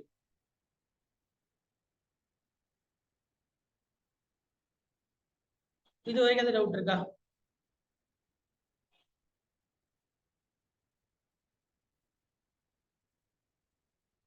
உங்க ஸ்கூல் புக்ல மேப் கொடுத்துருக்கேன் பாருங்க, அதான் வரைய சொன்னேன். அல்மேடா பத்தி பார்த்தோமா? நீல கொள்கை சொன்னா சொன்னேன், ரைட். டச்சு டச்சு எங்க ஆரம்பிச்சாங்க, மசூலிப்பட்டினம் பார்த்தோமா? டச்சு அதெல்லாம் இருக்கு பாத்தீங்களா? பழவேற்காடு இருந்தாங்களா? ஜில்ரியா என்ற கோட்டை கட்டினாங்க, ஜில்ரியா கோட்டை. புக்லே இருக்கு. சரியா? அதுக்கப்புறம் பிரிட்டிஷ் என்ன பண்ணாங்கிறத பார்க்கணும். ஏன்னா இதுவரை பிரிட்டிஷ் தானே பார்க்கல, மத்தவங்க எல்லாம் பார்த்துட்டோம்ல. பிரிட்டிஷ் பார்த்தோம்னா இந்த டாபிக் முடியுது. என்ன முடியுது, ஐரோப்பியர்கள் வருகைங்கிற டாபிக் முடியுது. பிற ஐரோப்பியர்கள் போலவே பிரிட்டிஷுமே 31 டிசம்பர் 1600 இந்த கிழக்கிந்திய கம்பெனி, பிரிட்டிஷ் கிழக்கிந்திய கம்பெனியை தொடங்கினார். யாரோட பர்மிஷனோட, இங்கிலாந்து ராணியான குயின் எலிசபெத்துடைய பெர்மிஷனோட தொடங்கியிருக்காங்க. அப்ப தொடங்கும் போது அதுல எத்தனை டைரக்டர்ஸ் இருக்காங்க? ஏன்னா ஒரு கம்பெனினா ஒருத்தரே உறுப்பினர் இருக்க மாட்டாங்கல்ல. ஆனா 4, 5 பேர் சேர்ந்தா இருப்பாங்க. 24 டைரக்டர்ஸ் இருந்தாங்க. சரிங்களா? அப்படி ஆரம்பிச்சு 1608ல கேப்டன் ஹாக்கின்ஸ் அப்படின்ற ஒரு மாலுமிய அப்போ இந்தியால இருந்தது ஜஹாங்கீர். இப்ப இந்தியால இருந்தது யாரு? இந்தியால இருந்த முகலாய அரசர் யாரு? ஜஹாங்கீர். அவருடைய கோட்டைக்கு அனுப்புறாங்க. எதுக்கு? எதுக்குப்பா? பெர்மிஷன் வாங்குறதுக்கு. ஏன்னா இந்தியாவுக்கு வரும்போது பெர்மிஷன் வேணும் இல்லையா? பெர்மிஷன் வாங்காம எப்படி அவங்க விடுவாங்க வெளியில? யாரோ சம்மந்தம் இல்லாம ஒரு நாட்டுக்குள்ள வந்தாங்கன்னா, கண்டிப்பா கேள்வி கேட்பாங்கல்ல. கேள்வி கேள்வி கேட்பாங்க. அதனால வந்து 1608ல முதல்ல கேப்டன் ஹாக்கின்ஸ் அப்படின்ற ஒருத்தர அனுப்பி என்ன பண்றாங்க? பெர்மிஷன் கேட்கறாங்க. சரிங்களா? பெர்மிஷன் கேட்டு சூரத்ல ஆரம்பிச்சுட்டாங்க. சூரத்ல முதல்ல ஆரம்பிச்சுட்டாங்க. இருந்தாலும் அப்போ ஆல்ரெடி இந்தியால இருந்தது யாரு? போர்ச்சுகீசியர்கள் ஒருத்தர் இருந்து இந்தியால இருந்தாங்கல்ல. அவங்க விடுவாங்களா? அவங்க விட மாட்டாங்க. அவங்க போயிட்டு வெள்ளைக்காரர்ட்ட பேசி, சார் இவங்கள விடாதீங்க ஜஹாங்கீர். நாங்களே உங்களுக்கு எல்லாமே செஞ்சு குடுக்குறோம். உங்களோட பெர்மிஷன கேன்சல் பண்ணிருங்க. அப்படின்னு சொல்லிட்டு அந்த பெர்மிஷன கேன்சல் பண்ணி விட்டாங்க. யாரு? போர்ச்சுகீஸ். அப்புறம் மறுபடியும் 1612ல கேப்டன் தாமஸ் பெஸ்ட் அப்படின்றவர் மறுபடியும் வர்றாரு. சரியா? வந்து இந்த போர்ச்சுகீஸ் எல்லாத்தையும் தோக்கடிச்சு, சரியா? ஏன்னா அப்பதான் போர்ச்சுகீஸ் வாய் அடக்கிட்டு சும்மா இருப்பான். அவங்க தோக்கடிச்சு, கப்பல் படையில தோக்கடிச்சு, அடுத்தது என்ன பண்றாங்க? ஜஹாங்கீர் கிட்ட பெர்மிஷன் வாங்குறாங்க. 1613 தான் பெர்மிஷன் வாங்குறாங்க. சரியா? 1613ல பெர்மிஷன் வாங்கி சூரத்ல கட்டுறாங்க. சரியா? அடுத்தது 1615ஆம் ஆண்டு சர் தாமஸ் ரோ, இதெல்லாம் புக்ல இருக்கு, நீங்க சின்ன பாயிண்ட் எழுதிக்க. சர் தாமஸ் ரோ அப்படின்றவரு, சரியா, கிங் ஜேம்ஸ், இங்கிலாந்து நாட்டுடைய ஜேம்ஸ், முதலாம் ஜேம்ஸ் உடைய தூதராக, தூதர் ஒரு நாட்டுக்கு இன்னொரு நாட்டுக்கு அரசருடைய தூதரா வந்தா அது பேர் தூதர்னு சொல்லுவாங்க. சரியா? தூதராக இந்தியாவுக்கு வந்து அந்த டீலை வந்து ஃபைனல் பண்றாங்க. அதுதான் வந்து இங்க பாத்தீங்கன்னா உங்களுக்கு இந்த இமேஜ் இருக்கு பாருங்க. சோ ஜஹாங்கீர் இருக்கிறாரு. ஜஹாங்கீருடைய அவைக்கு சர் தாமஸ் ரோ வந்து 1615ல ஃபார்முலா ஒரு டீல் க்ளோஸ் பண்றாங்க. நாங்க இங்க வியாபாரம் செஞ்சுக்கலாம், இனிமேல் உங்களுக்கு போர்ச்சுகீஸ் குறுக்க வரமாட்டோம் அப்படின்னு பண்றாங்க. சோ முதல் ஃபேக்டரி கட்டப்பட்டது எங்க பாருங்க? 1611ல மசூலிப்பட்டினத்துல கட்டியிருக்கிறாங்க. அதுக்கப்புறம் 1612ல, சரியா, 1612ல சூரத்ல கட்டியிருக்காங்க. 1612ல சூரத், 1611ல மசூலிப்பட்டினம். சரியா? 1639ல மெட்ராஸ் பிரான்சிஸ் டே அப்படின்றவரால மெட்ராஸ் அப்படின்ற ஒரு மீனவ கிராமம், மதராசப்பட்டி அப்படின்ற ஒரு மீனவ கிராமத்தை சென்னப்ப நாயக்கர் அப்படின்ற ஒரு மன்னர், சென்னப்ப நாயக்கர் அப்படின்ற மன்னர் கிட்ட இருந்து லீஸுக்கு வாங்குறாங்க. லீஸ், குத்தகைக்கு வாங்குறாங்க. வாங்கி அங்கதான் முதல்ல சென்ட் ஜார்ஜ் கோட்டை கட்டப்படுகிறது. சென்ட் ஜார்ஜ் கோட்டை பாருங்க. ஐரோப்பிய பிரிட்டிஷோடைய முக்கியமான இடம் அப்படின்றது 3 தான். சரியா? மசூலிப்பட்டினத்துல 1611, மசூலிப்பட்டினம். சூரத்ல 1612. எல்லாருமே சூரத். ஏன் எல்லாருமே சூரத்ல இப்ப ஆரம்பிக்கிறாங்க? சரி பார்ப்போம். சூரத் இப்ப வரைக்கும் சூரத் எத்தனை மாடம் வந்துருச்சுல. டச்சும் சூரத்ல ஆரம்பிச்சிருக்கான், போர்ச்சுகீஸும் ஆரம்பிச்சிருக்கான், இங்கிலீஷ்காரனும் சூரத்துக்கே போறான். ஏன் சூரத்? சூரத் கேள்விப்பட்டிருக்கீங்களா? சூரத் எதுக்கு ஃபேமஸ்? சூரத் 2 விஷயத்துக்கு ஃபேமஸ். ஒண்ணு காட்டன் எக்ஸ்போர்ட், பருத்தி ஏற்றுமதிக்கு ஃபேமஸ். சரியா? அதுக்கப்புறம் இன்னொன்னு டைமண்ட் ஃபேமஸ். Diamond famous. இப்போயுமே டைமண்ட் உலகத்துல 2 இடத்துல டைமண்டை கட் பண்ற ஃபெசிலிட்டி இருக்கு. ஒன்னு சூரத்ல, இன்னொன்னு லண்டன்ல. இன்னுமே 2024 வரைக்குமே அதுதான். சரியா? டைமண்ட் மர்ச்சன்ட்ஸ் வந்து உலகத்துல சூரத்ல தான் அதிகம். சரியா? Cotton export. அதுவும் இல்லாம முக்கியமானது, சூரத் அப்படின்றது முகலாயர்களுடைய துறைமுகம், முகலுடைய போர்ட். முகலாயர்களுடைய முக்கிய துறைமுகம் சூரத் தான். ஆனா சூரத் விடுறாங்க. சரியா? பிரான்சிஸ் டே அப்படின்றவர்கிட்ட 1639 பிரான்சிஸ் டே அப்படின்றவங்க யார்கிட்ட வாங்குறாங்க? சென்னப்ப நாயக்கர். பிரான்சிஸ் டே அப்படின்றவரு சென்னப்ப நாயக்கர் கிட்ட மேப் போட்டா பெருசா போடணும். வருஷமும் மேப்பும் தான் ஹிஸ்டரிய படிக்கிறதுக்கு முக்கியமான விஷயம் சொன்னேன். மேப்பை சின்னதா போடுறத பார்த்தேன், கோட்டை கிழிச்சிருவேன். 1639 பிரான்சிஸ் அப்படின்ற சும்மா 2 கிலோமீட்டர் கூட கிடையாது மீனவ கிராமம். ஒரு 100 பேர் 200 பேர் தான் இருப்பாங்க. ஆனா இப்ப எவ்வளவு 50 லட்சம் பேர் இருக்கிறான். யோசிச்சு பாருங்க. வெறும் 200 300 பேர் கொண்ட கிராமம் 1639 லீஸுக்கு வாங்குறாங்க. எடுத்து வச்சு இவனுக்கு என்ன பண்ணுவானுங்க, சரி போய் தலை அப்படி லீஸு கொடுத்தாரு. யாரு? சென்னப்ப நாயக்கர். சரியா? அடுத்த முக்கியமான இடம் பாம்பே. சரியா? அடுத்த முக்கியமான இடம் கொல்கத்தா. அப்போ நான் ஒவ்வொரு ஐரோப்பியர்களுக்கும் முக்கியமான இடங்களை சொல்லிட்டேன். இப்போ இங்கிலாந்து பிரிட்டிஷ்க்கு முக்கியமான இடம் இந்த இதுதான், மசூலிப்பட்டினம். சரியா? மசூலிப்பட்டினம். அதுல இந்த பாம்பே எப்படி வந்துச்சுன்னா, சரியா, 1668ஆம் ஆண்டு பாம்பே இவங்களுக்கு வாடகைக்கு கிடைக்குது. ஆனுவல் ரெண்ட் வெறும் 10 பவுண்டு. ஆனுவல் ரெண்ட் வெறும் 10 பவுண்டு. 10 பவுண்ட்னா இப்ப இன்னைக்கு என்ன ரேட்டு? 1000 ரூபாய். 1000 வருஷத்துக்கு 1000 ரூபாய்ங்கிற கணக்குல 2ஆம் சார்லஸிடம் இருந்து என்னது வாடகை கிடைக்குது. இங்க பாம்பேங்கிற ஒரு ஊர், அது ஒரு தீவு. பாம்பேங்கிறது ஒரு தீவு. அப்புறம் 1690 1690 ஜாப் சார்னாக் அப்படின்ற நபர் கொல்கத்தாவை நிறுவுறார். அங்க அவர் கற்ற கோட்டை தான் வில்லியம் கோட்டை. அப்ப 3 கோட்டை. மெட்ராஸ்ல ஜார்ஜ் கோட்டை, பாம்பேல பாம்பே கேசல், கொல்கத்தால வில்லியம் கோட்டை. 3 கோட்டை தான் முக்கியமான கோட்டை. அப்புறம் ஆல்ரெடி ஒன்று சொன்னேன், கடலூர்ல டேவிட் கோட்டை. 4 கோட்டை. கொல்கத்தால கோட்டைக்கு பேர் என்ன? William fort. William fort. சரியா? சரி. அப்புறம்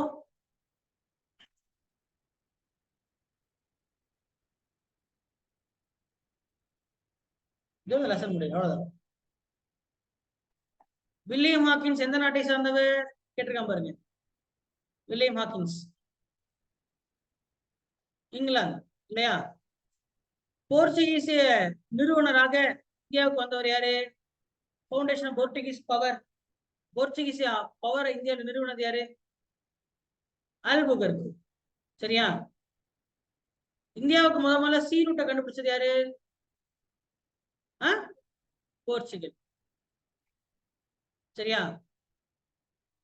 பிரிட்டிஷால கட்டப்பட்ட முதல் கோட்டை எது? நல்லா யோசிச்சு சொல்லுங்க.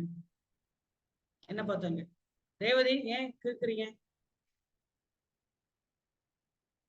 George fort. ஓகேவா? சரி. கடைசியா வந்த ஐரோப்பியர் யாரு? பிரெஞ்சு. சரியா? ஓகே. தரங்கம்பாடி யாருடைய இதா இருந்தது? இந்தியாவோட நேஷனல் ஆர்கைவ் எங்க இருக்கு? பிரிண்டிங் பிரஸ் யார் கொண்டு வந்தா? பார்த்தலோமியா ஜெய்தன்பால். எந்த முகலாய பேரரசர் வந்து பெர்மிஷன் கொடுத்தாங்க வெள்ளைக்காரனுக்கு? ஜஹாங்கீர். சரியா? ஜஹாங்கீர். வருஷம் மேட்ச் பலன் கொடுத்துருக்கானா? சரி. யாருடைய டைரி நமக்கு வந்து பிரெஞ்சு துபாஷா இருந்து அவரோட டைரி நமக்கு ஆனந்த ரங்கன். ஸோ இப்படி படிச்சுட்டு நீங்க இது கீழே இதையும் பார்த்துட்டீங்கன்னா ரொம்ப யூஸ்ஃபுல்லா இருக்கு. இப்படிதான் படிக்கணும் இந்த லெசன். ஓகேவா? சரி. அடுத்த முக்கியமான சம்பவம் இப்போ இப்ப எல்லாரும் பார்த்துக்கணும். இதுல அட்வென்ட் ஆஃப் யூரோப்பியன்ஸ் முடிஞ்சு. அடுத்த டாபிக் என்ன?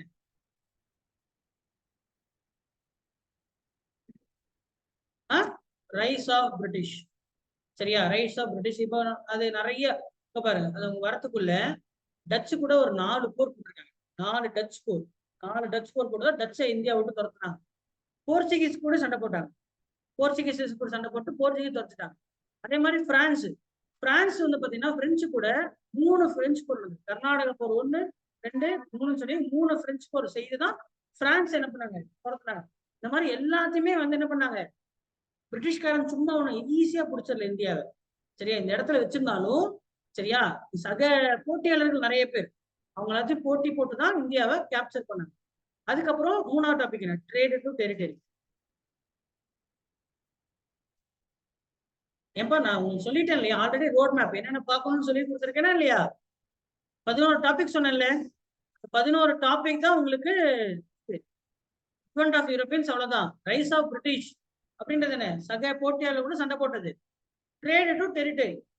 ட்ரேடு டு டெரிட்டரி இப்ப பார்க்க முடியாது. அதாவது இந்தியர்கள் கூட எப்படி சண்டை போட்டாங்க, சரியா? இந்தியர்கள் கூட எப்படி அவங்க சண்டை போட்டு இந்தியாவை கேப்சர் பண்ணாங்க அப்படின்றத பார்க்கலாம். Trade to territory. Trade to territory. சரியா?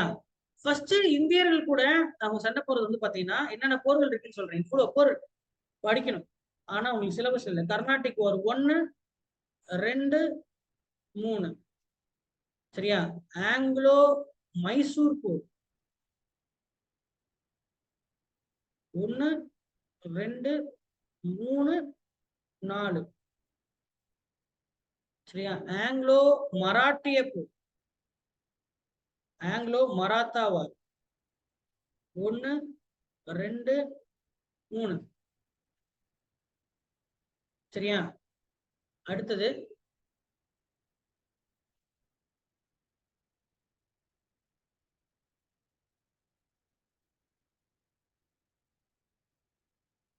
ஆங்கிலோ சீக்கிய போர் 1, 2. கூர்கா வார், ரொஹிலா போர்,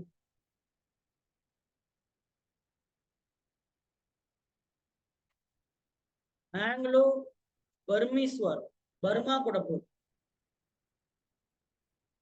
1, 2. ஆங்கிலோ பர்மீஸ் வார்.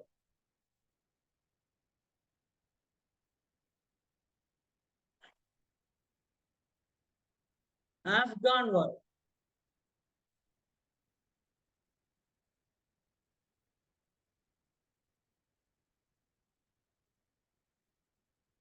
இதெல்லாம் இவ்வளவு போர் செஞ்சிருக்காங்க. இது இல்லாம அடக்குமுறை, பயமுறுத்தி அடக்குவாங்கல்ல, பயமுறுத்தி அடக்குறது, புடுங்குறது, அதெல்லாம் பண்ணுவாங்க இல்லையா? போர்ல சண்டை போட்டு ஜெயிக்கிறது ஒரு வகை, மிரட்டி வாங்குறது இன்னொரு வகை இல்ல. அதுல பாத்தீங்கன்னா மிரட்டி வாங்குறதுல வந்து பாத்தீங்கன்னா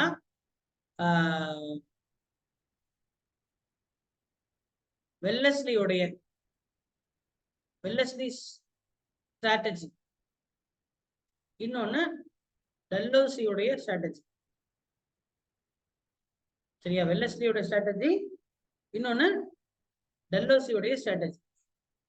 என்ன பண்ணுவாங்க அப்படின்னா இதுல ரொம்ப முக்கியமான ஒரு சம்பவம் இருக்கு. என்னன்னு கேட்டீங்கன்னா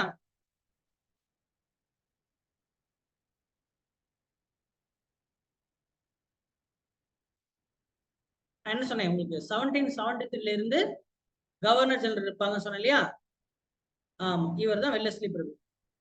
சரியா? இவருடைய தம்பி ஆர்த்தர் வெல்லஸ்லி. இவங்க இந்தியாவுல ரொம்ப ஒரு முக்கியமான சில திப்பு சுல்தான் தோக்கடிச்சவங்க இவங்க 2 பேர் தான். அவங்க தம்பி ஆர்த்தர் வெல்லஸ்லி தான் திப்பு சுல்தான் தோக்கடிச்சு. திப்பு சுல்தான் தெரியும் இல்லையா உங்களுக்கு? இந்த நாமக்கல் மலைக்கோட்டை எல்லாம் திப்பு சுல்தான் இருந்தார் இல்லையா? ஆமா, இவங்க 2 பேர்.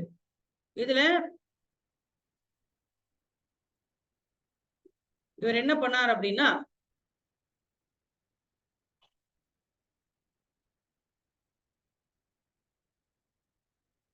இவ்வளவு பேர் வாரன் ஹேஸ்டிங் 1773 இருந்து 1857 வரைக்கும் என்ன சொன்னேன், வாரன் ஹேஸ்டிங் டு லார்டு கேனிங்னு சொன்னேன். இவ்வளவு நபர்கள் இந்தியாவில கவர்னரா வந்திருக்காங்க, ஆளுநர். இப்படி போர்ச்சுகீஸருக்கு அல்புகர்க்குன்னு ஒருத்தர் வந்தாரு, அல்மேடா ஒருத்தர் வந்த மாதிரி இவ்வளவு பேர். இவ்வளவு எழுத வேண்டாம், இதெல்லாம் எழுத வேண்டாம், அது உங்களுக்கு போர்ஷன் இல்லையே, அதான் டாபிக் இல்லைன்னு சொல்லிட்டேன் இல்லையா உங்களுக்கு, இந்த டாபிக்ல கிடையாது.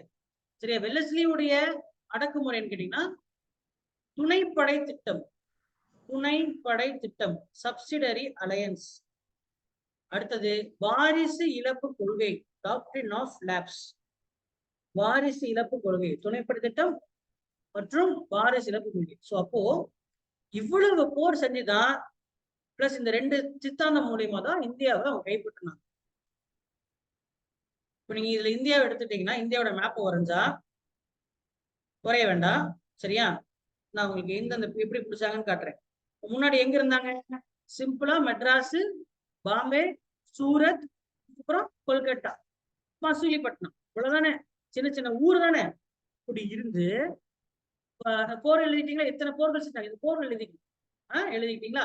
கர்நாடக போர்கள் சொன்னா கர்நாடிக் வார். கர்நாடிக் வார்ல இந்த தமிழ்நாடை பிடிச்சிட்டாங்க. சரியா? கர்நாடிக் வார்ல தமிழ்நாடு பிடிச்சிட்டாங்க. அப்புறம் என்ன? அடுத்த போர் என்ன? 3 கர்நாடக போர் நடந்துச்சா? அடுத்தது என்ன? மைசூர் போர்ல கர்நாடகாவை பிடிச்சிட்டாங்க. இப்ப மைசூர் போர் அப்ப கர்நாடகாவுடைய பழைய பேரு மைசூர், தமிழ்நாடுடைய பழைய பேரு கர்நாடிக். சரியா? கர்நாடிக். மைசூரை பிடிச்சிட்டாங்க. இது மைசூர். மைசூர் இது வந்து கர்நாடிக். சரி, அடுத்தது என்ன? மராட்டிய போர். மராட்டிய போர்ல சரியா, மராட்டி இவ்வளவு பெரிய பிளேஸ், மராத்தியர்களுடைய பிளேஸ் பிடிச்சிட்டாங்க. மராட்டா. சரியா? சரி, இதுல ஒரு முக்கியமான ஒரு 2 வாரம் சொல்ல மறந்துட்டேன். இதெல்லாம் வார். இப்ப இது வரைக்கும் இது இந்த 8 பாத்தீங்கன்னா 8மே போர். இதெல்லாம் வார். சரியா? 2 பேட்டில் இருக்கு. பேட்டில் என்ன, வார்னா என்ன? Battle of Plassey 1757. Battle of Buxar, பக்சார்ங்கிற இடத்துல நடந்த போர் 1764. அதாவது வார்னா நீண்ட நாள் நடக்கும், பல வருஷம் நடக்கும். சரி, அது முடிகிற வரைக்குமே, அது ஆப்போசிட் இருக்கிற ஒரு மண் தோத்து போற வரைக்கும் என்னது எக்ஸ்டெண்ட் ஆகி நடக்கும். அது வார் வருஷ கணக்கில் நடக்கும். பேட்டில்ங்கிறது அது 1 நாள் 2 நாள் நடக்கிற சம்பவம் தான். சரியா? அது அன்னைக்கே முடிஞ்சிடும். அப்போ ஒரு பெரிய வார்ல நிறைய பேட்டில்ஸ் இருக்கு. சரியா? சிலது பேட்டில்ஸாவே முடிஞ்சிடும். எப்ப பேட்டில் வாரா மாறும்? அந்த பேட்டில் அந்த 2 நாள்ல முடியல, சப்போஸ் அந்த எதிரி தப்பிச்சு ஓடிட்டான் அப்படின்னா அவன் மறுபடியும் 2வது சண்டைக்கு வருவான். அப்புறம் அப்படியே சண்டை கண்டினியூ ஆச்சுன்னா அந்த பேட்டில் என்ன மாறிடும்? வாரா மாறிடும். இது ரெண்டுமே என்னது? Battle of Plassey, battle of, இதுல ஒண்ணு ஆல்ரெடி சொல்லிட்டேன் உங்களுக்கு. பிளாசி, பக்சர். சரி, இங்க வாங்க. அப்ப 3 மராட்டிய போரா, 3 மராட்டிய போர்ல இவ்வளவு இடத்த பிடிச்சிட்டாங்க. சரி, அடுத்தது என்ன சொன்னேன்? Battle of Plassey. Battle of பிளாசிங்கிறது பெங்கால் ஆக்குபை பண்றாங்க. இதுதான் Bengal. Battle of Plassey and battle of பக்சார்ல பெங்காலை கைப்பற்றிட்டாங்க. அதுக்கப்புறம் என்ன? சீக்கிய போரா. சீக்கிய போர். சீக்கியர்களுடைய பிளேஸ் இது சீக்ஸ். இப்ப இருக்கக்கூடிய பாகிஸ்தான். கூர்கா போர்.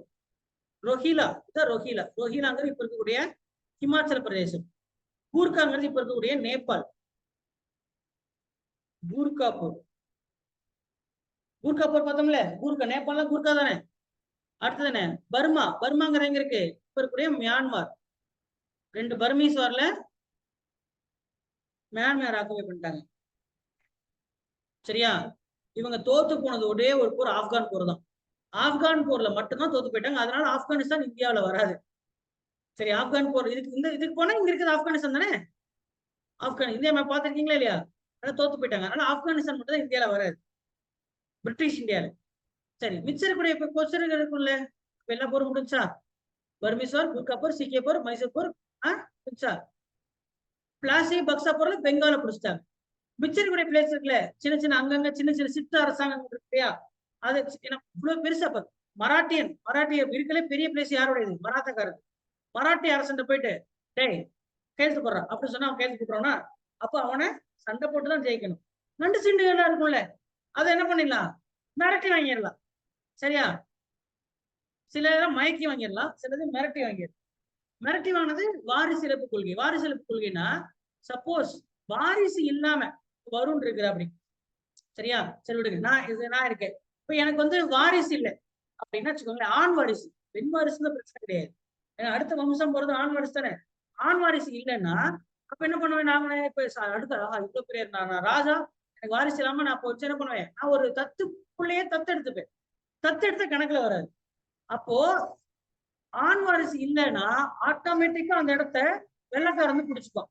இதுனே ரொம்ப இருக்கு பாருங்களேன் இந்தியா, என்ன குடுவை பாருங்க. ஆண் வாரிசு இல்லைன்னா அந்த இடத்த பிடிச்சுப்பேன் அப்படின்னு சொல்லிட்டு ஒரு சட்டம் போட்டிருக்கு. அதான் என்னது? வாரிசு இழப்பு கொள்கை. அதான் டாக்டரின் ஆஃப் லேப்ஸ்.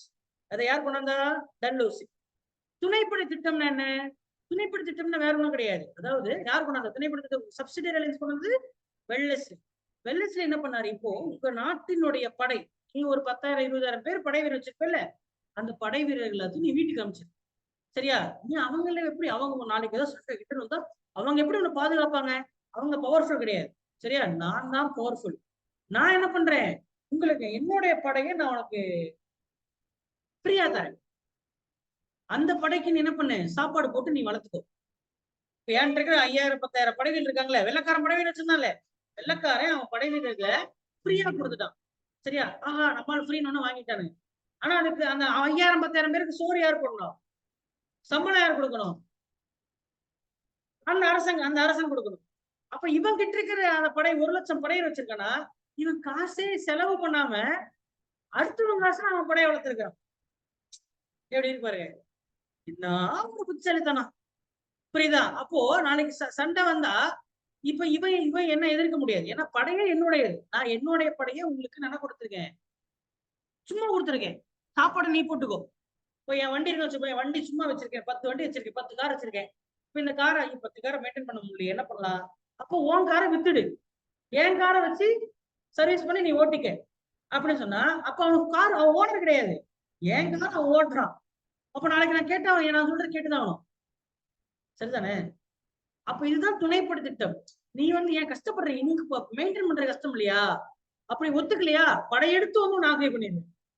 இந்த டீலுக்கு ஒத்துக்காட்டி அந்த 10,000 பேரை அனுப்பி அந்த இடத்த குடிச்சிருவேன். ஒத்துக்கிட்டா போன சண்டை போடாம நீ உன் இடத்த நீ ராஜாவே இருந்துக்கோ. உன் இடத்த நான் ஆக்கிய பண்ண மாட்டேன். நீ தான் அந்த பிளேஸ்க்கு ராஜா. ஆனா படம் என்னது? மாப்பிள்ளைவர் தான். அவர் போட்டிருக்க சட்டை என்னதுங்கிறது எனக்கு கான்செப்ட்.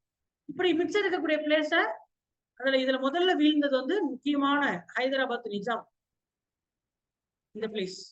அப்போ இப்ப பாத்தீங்கன்னா தெரியும், இந்தியா முடிஞ்சது.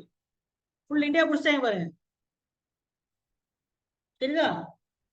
இப்பதான் கர்நாடகா, ஆந்திரா, தமிழ்நாடு அப்படின்லாம் இருக்கு. ஆனா அப்ப அந்த காலத்துல வெள்ளக்காரர் இருக்கும்போது பிளேஸ் வேற. மேற்கு வங்கம், பங்களாதேஷ் இதெல்லாம் என்னவா இருக்கு? பெங்கால். சரியா? மகாராஷ்டிரா, மத்திய பிரதேஷ், பார்ட்ஸ் ஆஃப் குஜராத் எல்லாம் யாரோட கட்டுப்பாட்டுல? மராட்டியர்கள். பாகிஸ்தான், பஞ்சாப் இதெல்லாம் சீக்கியருடையது. ஹிமாச்சல் பிரதேஷ் யாருடையது? ரோஹிலாவுடையது. பர்மா, மியான்மருடைய பழைய பேர் பர்மா. இப்ப இருக்கக்கூடிய ஆந்திர பிரதேஷ், தெலுங்கானாலாம் நிசாமுடைய கட்டுப்பாட்டுல. கர்நாடகா மைசூர். அப்ப எல்லா பிளேஸும் புடிச்சிட்டானா? இப்படிதான் ட்ரேட் டு டெரிட்டரி. வெறும் கல்கட்டான்னு ஒரு கிராமம், மெட்ராஸ்ங்கிற 2 கிலோமீட்டர் 300 பேர் இருக்கிற ஒரு குட்டி கிராமம், மீனவ கிராமம். பாம்பேங்கிற ஒரு தீவு, ஆள் நடமாட்டமே இல்லாத விட்டு போன ஒரு தீவு. சரியா? அத வெறும் 1000 ரூபாய்க்கு வாடகைக்கு எடுத்திருந்தாங்க. இப்படி ஆரம்பிச்ச கதை 1600 ஆரம்பிச்ச கதை 1757 பிளாசி போர் செஞ்சு 1857க்குள்ள இவ்வளோ இடத்தையும் முடிச்சிட்டாங்க. சரியா? வெறும் ஒரு கம்பெனி வியாபாரத்துக்கு மிளகு, சால்ட் பெட்டர் அப்படின்ற வெடிமருந்து, அப்புறம் இண்டிகோ அப்படின்ற பூ, அவுரி பூ. சரியா? அதுக்கப்புறம் காட்டன், பருத்தி. சரியா? சில நேரத்தில் உப்பு, இதெல்லாம் ஏற்றுமதி பண்றதுக்காக வந்த ஒரு கம்பெனி, ரிலையன்ஸ்ங்கிற ஒரு கம்பெனி ஒரு நாட்டையே பிடிச்சு உட்காந்துச்சு. ஒரு நாட்டையே பிடிச்சு உட்காந்துருச்சு. ஓகேவா? பிளாசி, பக்சா ரெண்டு எதுக்கு ஆக்கப்பட்டதுக்கு? பெங்கால் அப்படின்ற ராஜ்யத்தை கைப்பற்றுவதற்கு. தமிழ்நாட்டை பிடிக்கிறதுக்கு எது? கர்நாடக போர். எத்தனை கர்நாடக போர்? 3 கர்நாடக போர், 4 மைசூர் போர், 3 மராட்டிய போர், 2 சீக்கிய. அவங்க தோத்து போனது ஒரே ஒரு போர்ல தான். ஆப்கானிஸ்தானை குறிச்சுன்னா அவங்க முடிச்சிருப்பாங்க. அதே இந்தியாவுக்குள்ள வந்துருது. சரியா? அப்ப சுதந்திரம் அடையும் போது இந்த பிளேஸ் எல்லாமே என்ன பண்ணிட்டா? இந்தியா கூட்டு போயிட்டா. அதுல சீக்கியர்கள் இருந்த பகுதி மட்டும் முஸ்லீம்கள் அதிகமா இருந்ததுனால இந்த பிளேஸ் கிழக்கு பாகிஸ்தானும் இந்த பிளேஸ் மேற்கு பாகிஸ்தானும் பிரிஞ்சு பேலன்ஸ் இருக்கிறது இந்தியா. கூர்கா அப்படிங்கிறது நேபாளுக்கு போயிருச்சு. நேபாள் தனி நாடு, பர்மாங்கிறது தனி நாடு, தனித்தனி நாடா போயிடுச்சு. சரியா? மிச்சம் இருக்கக்கூடிய பிளேஸ் எல்லாம் இப்போ இந்தியாவா இருக்கு. சரிதானே? ஓகே. அப்போ ட்ரேட் டு டெரிட்டரி எவ்வளவுதான் சார். ஆனா நீங்க ஒவ்வொரு போரையும் வரிசையா பார்க்கணும். நீங்க 8th ஸ்டாண்டர்ட்ல இங்க பாருங்க, ஒவ்வொரு போரும் தெளிவா கொடுத்திருப்பான். சரியா? பேட்டில் ஆஃப் பக்சார் எப்படி நடந்துச்சு, கர்நாடக போர்கள் 3 கர்நாடக போர் சொன்னா இந்த வருஷம். சரி, அப்ப அதுல நடந்த பேட்டில், ஏன்னா ஒரு வார்க்குள்ள நிறைய பேட்டில்ஸ் சொன்னேன். அடையாறு நடந்த போர். சரியா? ஆற்காடு நடந்த பேட்டில். அப்புறம் அதுக்கப்புறம் உடன்படிக்கை ஐக்ஸ்ரா சப்பேல் 2ஆம் கர்நாடக போர், அதுல நடந்துச்சு. ராபர்ட்லே வந்தாரு. பாண்டிச்சேரி உடன்படிக்கை, ஆம்பூர் போர். ஆம்பூர் இப்ப பிரியாணி தான் ஃபேமஸ், ஆனா இப்போ ஆம்பூர் ஒரு போர் நடந்திருக்கு. சரியா? அப்புறம் 3ஆம் கர்நாடக போர், பேட்டில் ஆஃப் வேண்டி வாஷ், பாரிஸ் உடன்படிக்கை, ட்ரீட்டி ஆஃப் மெட்ராஸ், அப்புறம் மைசூர் போர். 4 சொன்னா முதல் மைசூர் போர், அப்படியே 4ஆம் மைசூர் போர். அடுத்தது மராட்டா வார், 3 மராட்டா சொன்னா. அப்ப நீங்க இதெல்லாம் ஒரு கிளான்ஸ் படிக்கலாமா? முடிஞ்ச அளவு படிங்க. சிலபஸ் இல்ல, முடிஞ்ச அளவு நீங்க ஒரு ரிவிஷன் விடுங்க. இப்ப நடத்த வேண்டாம். சரியா? சரி.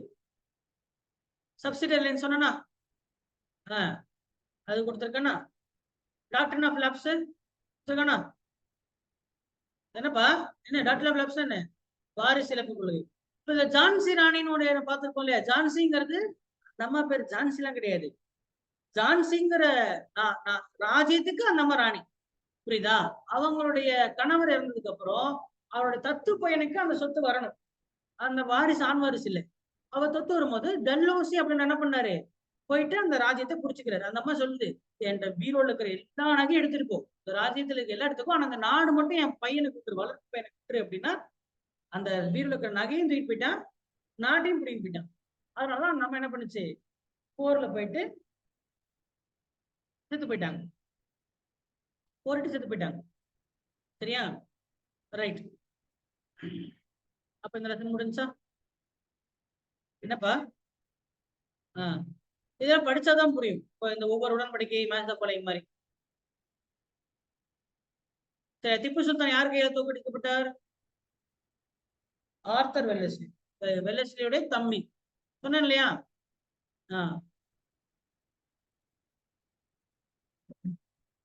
இதை படிச்சாதான் புரியும். சரியா? அடுத்தது ரூரல் லைஃப் அண்ட் சொசைட்டி இங்க எப்படி இருந்தது அப்படின்றதெல்லாம் கொடுத்துருக்காங்க. இதை நம்ம படிக்கணும். இதுவும் அந்த நிர்வாகத்துலதான் வருது. சரியா? நிர்வாகத்துல படிக்கும்போது என்ன அப்படின்னா, இப்போ ஆட்சி பண்ணாங்கல்ல, ஒன்ஸ் இந்த இடத்துல புடிச்சிட்டு அந்த இடத்த ஆட்சி பண்ண ஆரம்பிச்சிடும். அவங்களுடைய கட்டுப்பாட்டுக்குள்ள வந்தது இல்லை கண்ணு. அவங்க கட்டுப்பாட்டுக்குள்ள வந்தோடனே என்ன பண்ணுவாங்க, இந்த மாதிரி கவர்னர் ஜெனரல்னா ஒவ்வொரு கவர்னர் ஜெனரல் நியமிச்சு பல்வேறு நடவடிக்கைகளை கொண்டு வந்தாங்க. அதுல முக்கியமான நடவடிக்கைகள் பல இருக்கு. சரியா? முக்கியமானவை அப்படின்றது பாத்தீங்கன்னா, அதுல முக்கியமானது சிலதெல்லாம் இந்த 8th ஸ்டாண்டர்ட் இந்த 3rd லெசன்ல கொடுத்துருக்கோம். சரி, எப்படி அவங்க ஆட்சி பண்ணாங்கிறது. அதுல அவங்க எப்படி வரி வசூலிச்சாங்க அப்படின்றத நம்ம பார்க்கணும். சரியா? இது எக்ஸாமுக்கு இம்பார்ட்டன்ட். சிலபஸ்ல இல்ல, எக்ஸாமுக்கு இம்பார்ட்டன்ட். பார்த்துருவோம். ரெவன்யூ, லேண்ட் ரெவன்யூ எழுதுங்க. லேண்ட் ரெவன்யூ, நில வருவாய். அதுல 3 முறை. ஒண்ணு ஜமீன்தாரி முறை அல்லது நிரந்தர நில வளங்கள். தமிழ்ல ஜமீன்தாரி முறை இல்லை என்றால் நிரந்தர நில வளங்கள். 2வது ரியாத் வரி. 3வது மகள் வரி. வரி வரி எப்படி வசூலிக்கலாம்? நெல்லா வசூலிக்கலாம், இல்ல காசா வசூலிக்கலாம். சரியா? அப்ப என்ன பண்ணுவாங்க, இவங்க எல்லாம் வெள்ளக்காரன். சரியா? அதுல இந்த 2வது ஒருத்தர் இருக்காருல்ல, லார்டு கார்ன்வாலிஸ் ஒருத்தர், பாத்தீங்களா? ரொம்ப முக்கியமான ஒரு நபர். 2வது எப்போ வர்றாரு? 1786 இருந்து 93 வரை இருக்கிறார். 1786 இருந்து கார்ன்வாலிஸ் 1786 இருந்து 1793 வரைக்கும் இந்தியாவில் இருக்கிறார் இல்லையா? இவர் நிறைய விஷயங்கள் கொண்டாந்தார். அதுல முக்கியமான விஷயம் இந்த ஜமீன்தாரி முறை. அவருடைய முக்கியமான முறை எது? ஜமீன்தாரி முறை. அதாவது என்ன பண்ணுவாங்கன்னா, அந்த ஒரு ஊரை நிறைய பிரிச்சுருவாங்க. ஏக்கர் ஹெக்டேரா பிரிச்சுருவாங்க. பிரிச்சு இந்த 2 ஏக்கர், இந்த 2 ஏக்கர் ஒரு 1000 ஏக்கர். 1000 ஏக்கர் என்ன பண்ணுவாங்கன்னா ஏலத்துக்கு விடுவாங்க. ஏலம். சரியா? ஏலத்துக்கு விடுவாங்க. யார் இந்த ஏலம் எடுக்கிறது? இந்த 1000 ஏக்கர். ஒரு வருஷத்துக்கு இந்த 1000 ஏக்கர் நீங்க தாங்க பாத்துக்கணும். இங்க இருக்கக்கூடிய விவசாயிகள், அந்த விவசாயிகள் இருப்பாங்களே, அவங்க கிட்ட இருந்து வரி வசூலிக்கிறது உங்க வேலை. சரியா? வரி வசூலிச்சு நீங்க என்ன பண்ணணும்னா, வசூலிச்ச வரியில ஒரு வருஷத்துக்கு 1 இயருக்கு வரி வசூலிச்சு 10ல 11ல 10 பங்கு எனக்கு கொடுத்துடணும். 11ல 1 பங்கு நீ வச்சுக்க கமிஷன். எழுதிங்க. நான் எழுதுனா நீங்க எழுதணும்னு சொன்னேன். நான் வரைஞ்சா நீங்க பெருசா வரையணும்னு சொன்னேன். மறந்துடக்கூடாது.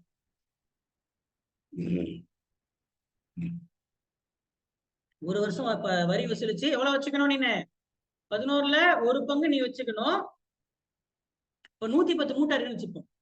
110 மூட்டை இருக்கு. 110 மூட்டை அரிசி இருக்குன்னா எவ்வளவு எனக்கு தருவீங்க?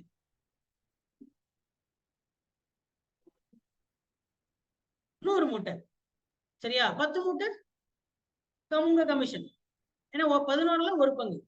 புரியுதா? வச்சுக்கணும். இப்போ இது வைக்கிறதுக்கு ஏறம் விடுவேன். சரியா? 1000 ஏக்கர் ஆரம்ப விலை 20,000 ரூபாய். யாருக்கணும்? என்ன சுரேஷ், ஐடியா இருக்கா? ஐடியா இல்லையா? என்னப்பா ஜமீன்தார் ஆகிறதுக்கு ஒரு வாய்ப்பு தரேன் இல்லைன்றீங்க. என்ன மதுப்பிரியா, எடுத்துக்கலாமா? எவ்வளவு எவ்வளவு கிடைக்கிறீங்க ஆரம்ப விலை? என்னப்பா ஏழைங்களும் முன்ன பின்ன போனது இல்லையா? எவ்வளவு கிடைச்சுக்கிறீங்க? ஆரம்ப விலை 5,000 சொன்னேன். உங்க வேலை என்ன? சொல்லுங்க. 20,000 ரூபாய். 20,000 ரூபாய் ஒரு தரம். யாருக்காவது வேணுமா? வேணுமா? 21 சார். 21 20,000 ஃபைனல் பண்ணிக்கலாம். தீபனுக்கு இந்த 1000 ஏக்கருக்கு வந்து ஜமீன்தார். எவ்வளவு வருஷத்துக்கு? 1 வருஷத்துக்கு. இவர் என்ன பண்ணணும்னா அந்த அவர் கலெக்ட் பண்ண மொத்த அமௌண்ட்டையும் அந்த 1 வருஷம் முடியுதுல 365வது நாள், சரியா? அப்போ சூரியன் அஸ்தமனம் ஆகிறதுக்குள்ள ஏன்னா அப்போலாம் 12 மணிக்கு தான் கிளாஸ் முடியும், டைம் முடியலாம் கிடையாது. ஒரு நாள் எப்ப முடியும்? 12 PM தான் முடியும். கரெக்டா? ஆனா அந்த காலத்துல சூரிய அஸ்தமனமான நாள் முடியும்.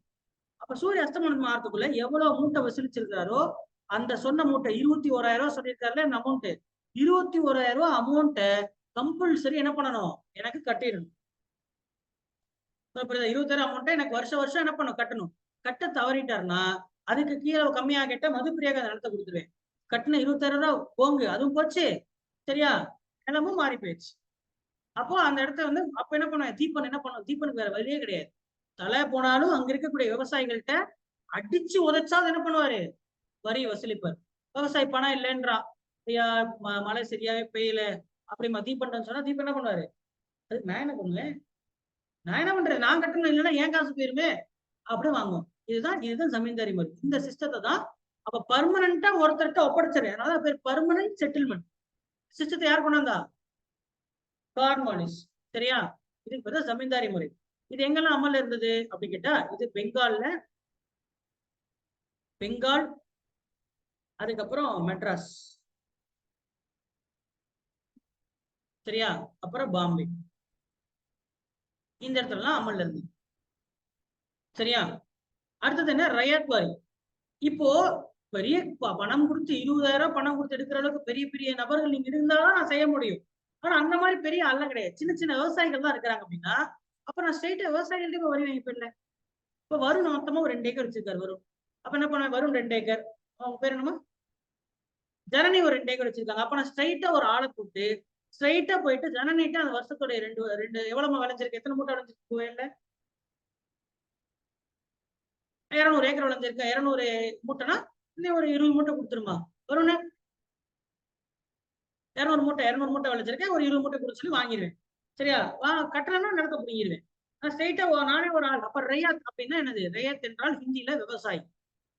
அப்ப ஸ்ட்ரெயிட்டா விவசாயி கிட்டேயே போயிட்டு நான் ஸ்ட்ரெயிட்டா வாங்கிட்டேன்னா அது ரியாத் வாரி முறை. சரியா? இது எங்க சார் இருந்தது? இது பார்ட்ஸ் ஆஃப் மெட்ராஸ். மெட்ராஸை சுத்தி, பாம்பேவை சுத்தி, parts of Madras, parts of Bombay சுத்தி. அடுத்தது மகள்வாரி. மகள் அப்படின்னா ஒரு கிராமம், வில்லேஜ். இப்ப நான் இங்க என்ன பண்றேன்? அந்த கிராமத்திட்ட அந்த பொறுப்பை படுத்துறேன். அந்த கிராமத்துல ஒரு ஊர் தலைவர் ஒருத்தர் இருப்பார்ல, அந்த ஊர் தலைவருக்கு என்ன வேலை? அந்த கிராமத்துல என்னெல்லாம் யாரெல்லாம் விளைச்சல் பண்ணிருக்காங்களோ அவங்க கிட்ட இருந்து வாங்கி அந்த ஊர் தலைவர் வச்சுக்கணும். அந்த கிராமத்துடைய சார்பா எனக்கு கட்டிடணும். நான் சொல்ற புரியுதா? ஒரு அவரை நியமிச்சு வாங்கினா அது ஜமீன்தாரி. விவசாயிட்டு நேரா போய் வாங்கினா ரியாத் வாரி. கிராமத்தை பொறுப்பை ஒப்படைச்சு வாங்கினா அது மகள் வாரி. இது எங்க இருந்துச்சு? இது சென்ட்ரல் இந்தியாவுடைய மத்திய பிளேஸ்ல, அதாவது மத்திய பிரதேஷ், குஜராத், மகாராஷ்டிரா இந்த மாதிரி பிளேஸ்ல வந்து மகள் வரி. இடத்துக்கு ஏத்த மாதிரி வரி வசூலிக்கிறான், புரியுதா? 3 வரிமுறை.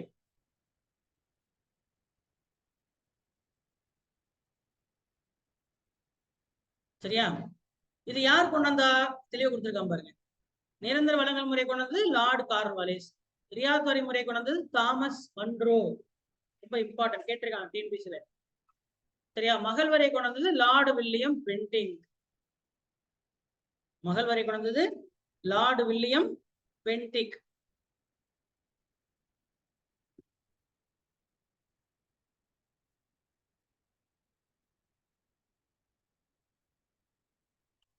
எவ்வளவு கட்டணும்? 10/11. அப்ப கமிஷன் எவ்வளோ? 1/11. இப்ப ஜமீன்தார் தான் அந்த விவசாயிக்கு என்ன கொடுப்பாரு? பட்டா கொடுப்பாரு. பட்டா கொடுத்து என்ன பண்ணுவாரு? விவசாயத்தை உழுது சொல்லிப்பாரு. பிளஸ் அந்த அந்த அந்த 1000 ஏக்கர்ல என்னென்ன நிர்வாகத்தையும் அவர் தான் பார்த்துப்பாரு. நிர்வாகத்தை என்ன பண்ணுவார்? அவர் தான். சப்போஸ் வந்து வருண், அஜித்தோட நிலத்துல வருண் போய் வாய்க்கா தகராறி போச்சு, அப்ப யாரு பண்ணுவா? ஏன்ட்டு வந்தீங்கன்னா ஜமீன்தார் நான் வந்துட்டீங்கன்னா நான் சொல்லி பிரச்சனை சால்வ் பண்ணி விடுவேன். இதை பண்ணியிருக்காரா? இதை பண்ணது யாரு? கார்ன்வாலிஸ். இன்னொரு விஷயமும் பண்ணியிருக்காரு. அதே மாதிரி இருக்கக்கூடிய பிளேஸ ஒரு ஊரை பகுதி பகுதியா பிரிச்சாரு. எப்படி பிரிக்கிறாருன்னா தானேக்களாக பிரிக்கிறார். ஒவ்வொன்னும் ஒரு தானே, ஒவ்வொன்னும் இது ஒரு தானே, இது ஒரு தானே, இது ஒரு தானே, தானேக்களாக பிரிச்சு ஒவ்வொரு தானேக்கும் ஒரு தரோகாவை நியமிக்கிறார். தரோகாங்கிறது இப்ப இருக்கக்கூடிய இன்ஸ்பெக்டர் போல, சப் இன்ஸ்பெக்டர். அப்போ இந்தியாவின் போலீஸ் முறையின் தந்தை யாரு? Who is the father of police in India? Cornwallis. ஒவ்வொரு பிளேஸையும் தானேக்களாக பிரிச்சு ஒவ்வொரு தானேக்கும் தரோகா ஒருத்தர் நியமிக்கிறார். தரோகானா அப்பத்து போலீஸ். அதனால father of police, Indian police. இந்தியாவின் போலீஸ் முறையின் தந்தை யாரு? கார்ன்வாலிஸ். இதை செஞ்சதும் அவர் தான். சரியா? இது தெளிவா உங்களுக்கு கொடுத்துருப்பாங்க, படிங்க. ரியாத் வரி முறை எப்ப கொண்டு வந்தாங்க? 1820 கொண்டு வந்திருக்காங்க. சரியா? எங்கெங்கெல்லாம் அமல்ல இருந்தது? மகள் வரி எங்க அமல்ல இருந்தது? Central India. சொன்னா இது கொண்டு வந்து வில்லியம் பென்டிக். இதெல்லாம் நீங்க படிங்க, தப்பு இல்லை. சரியா? சரி, வில்லியம் பென்டிக். இது வரைக்கும் எது டவுட் இருக்கா?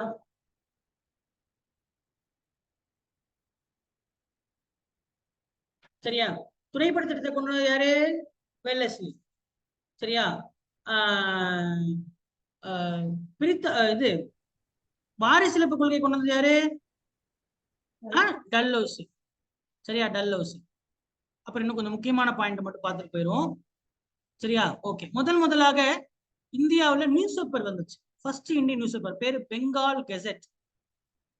Bengal gazette,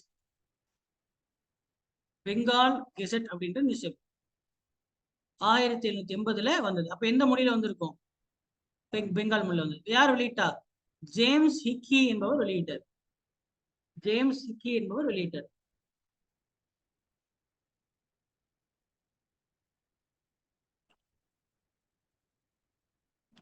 James ஹிக்கி.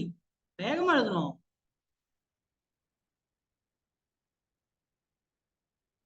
ஜேம்ஸ் ஹிக்கி.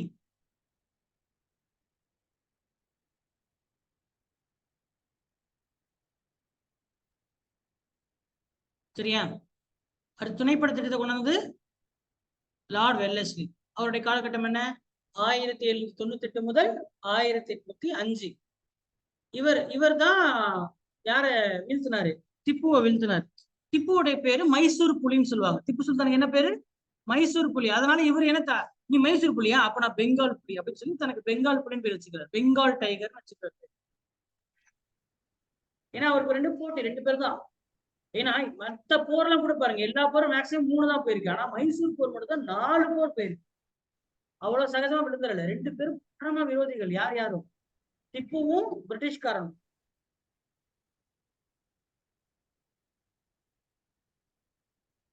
சரியா?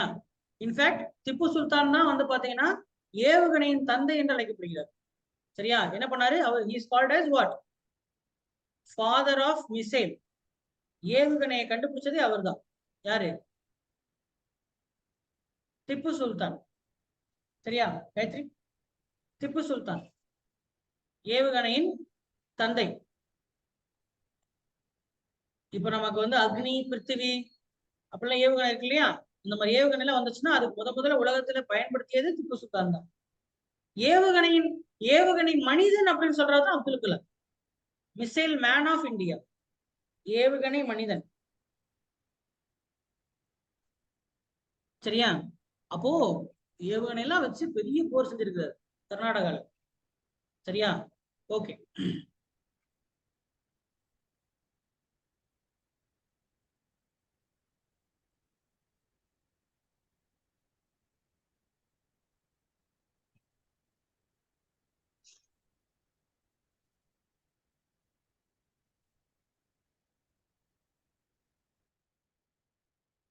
அடுத்தது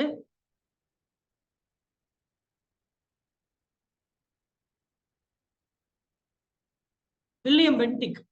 அடுத்த முக்கியமான நபர் பார்த்தீங்கன்னா, நான் முக்கியமான மட்டும் சொல்றேமா, ஏன்னா போர்ஷன்ல டைரக்டா இல்ல. நீங்க குரூப் 1 படிக்கிறீங்கன்னா உங்களுக்கு தெளிவா நம்ம நடத்துவோம். சரியா?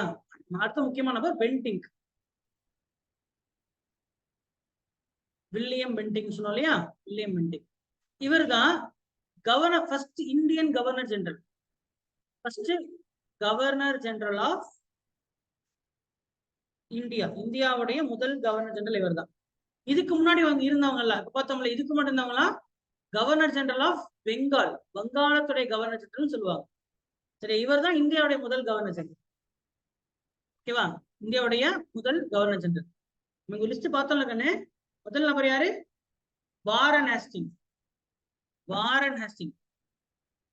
Warren Hasting 1773. இவர் தான் first governor general of Bengal, வங்காளத்தின் முதல் கவர்னர் ஜெனரல். இவர் தான் முதல்ல பார்த்தோம். அவர் தான் முதல் கவர்னர் ஜெனரல். வில்லியம் பென்டிக் இந்தியாவுடைய முதல் கவர்னர் ஜெனரல். இவர் வங்காளத்துடைய முதல் கவர்னர் ஜெனரல். வித்தியாசம் புரியல சுனேஸ்வரனுக்கு? வாரன் ஹேஸ்டிங்கிறவர் தான் முதல் நபர். அவர் பெங்காலுடைய, பெங்கால்னா அப்ப என்ன கோட்டை?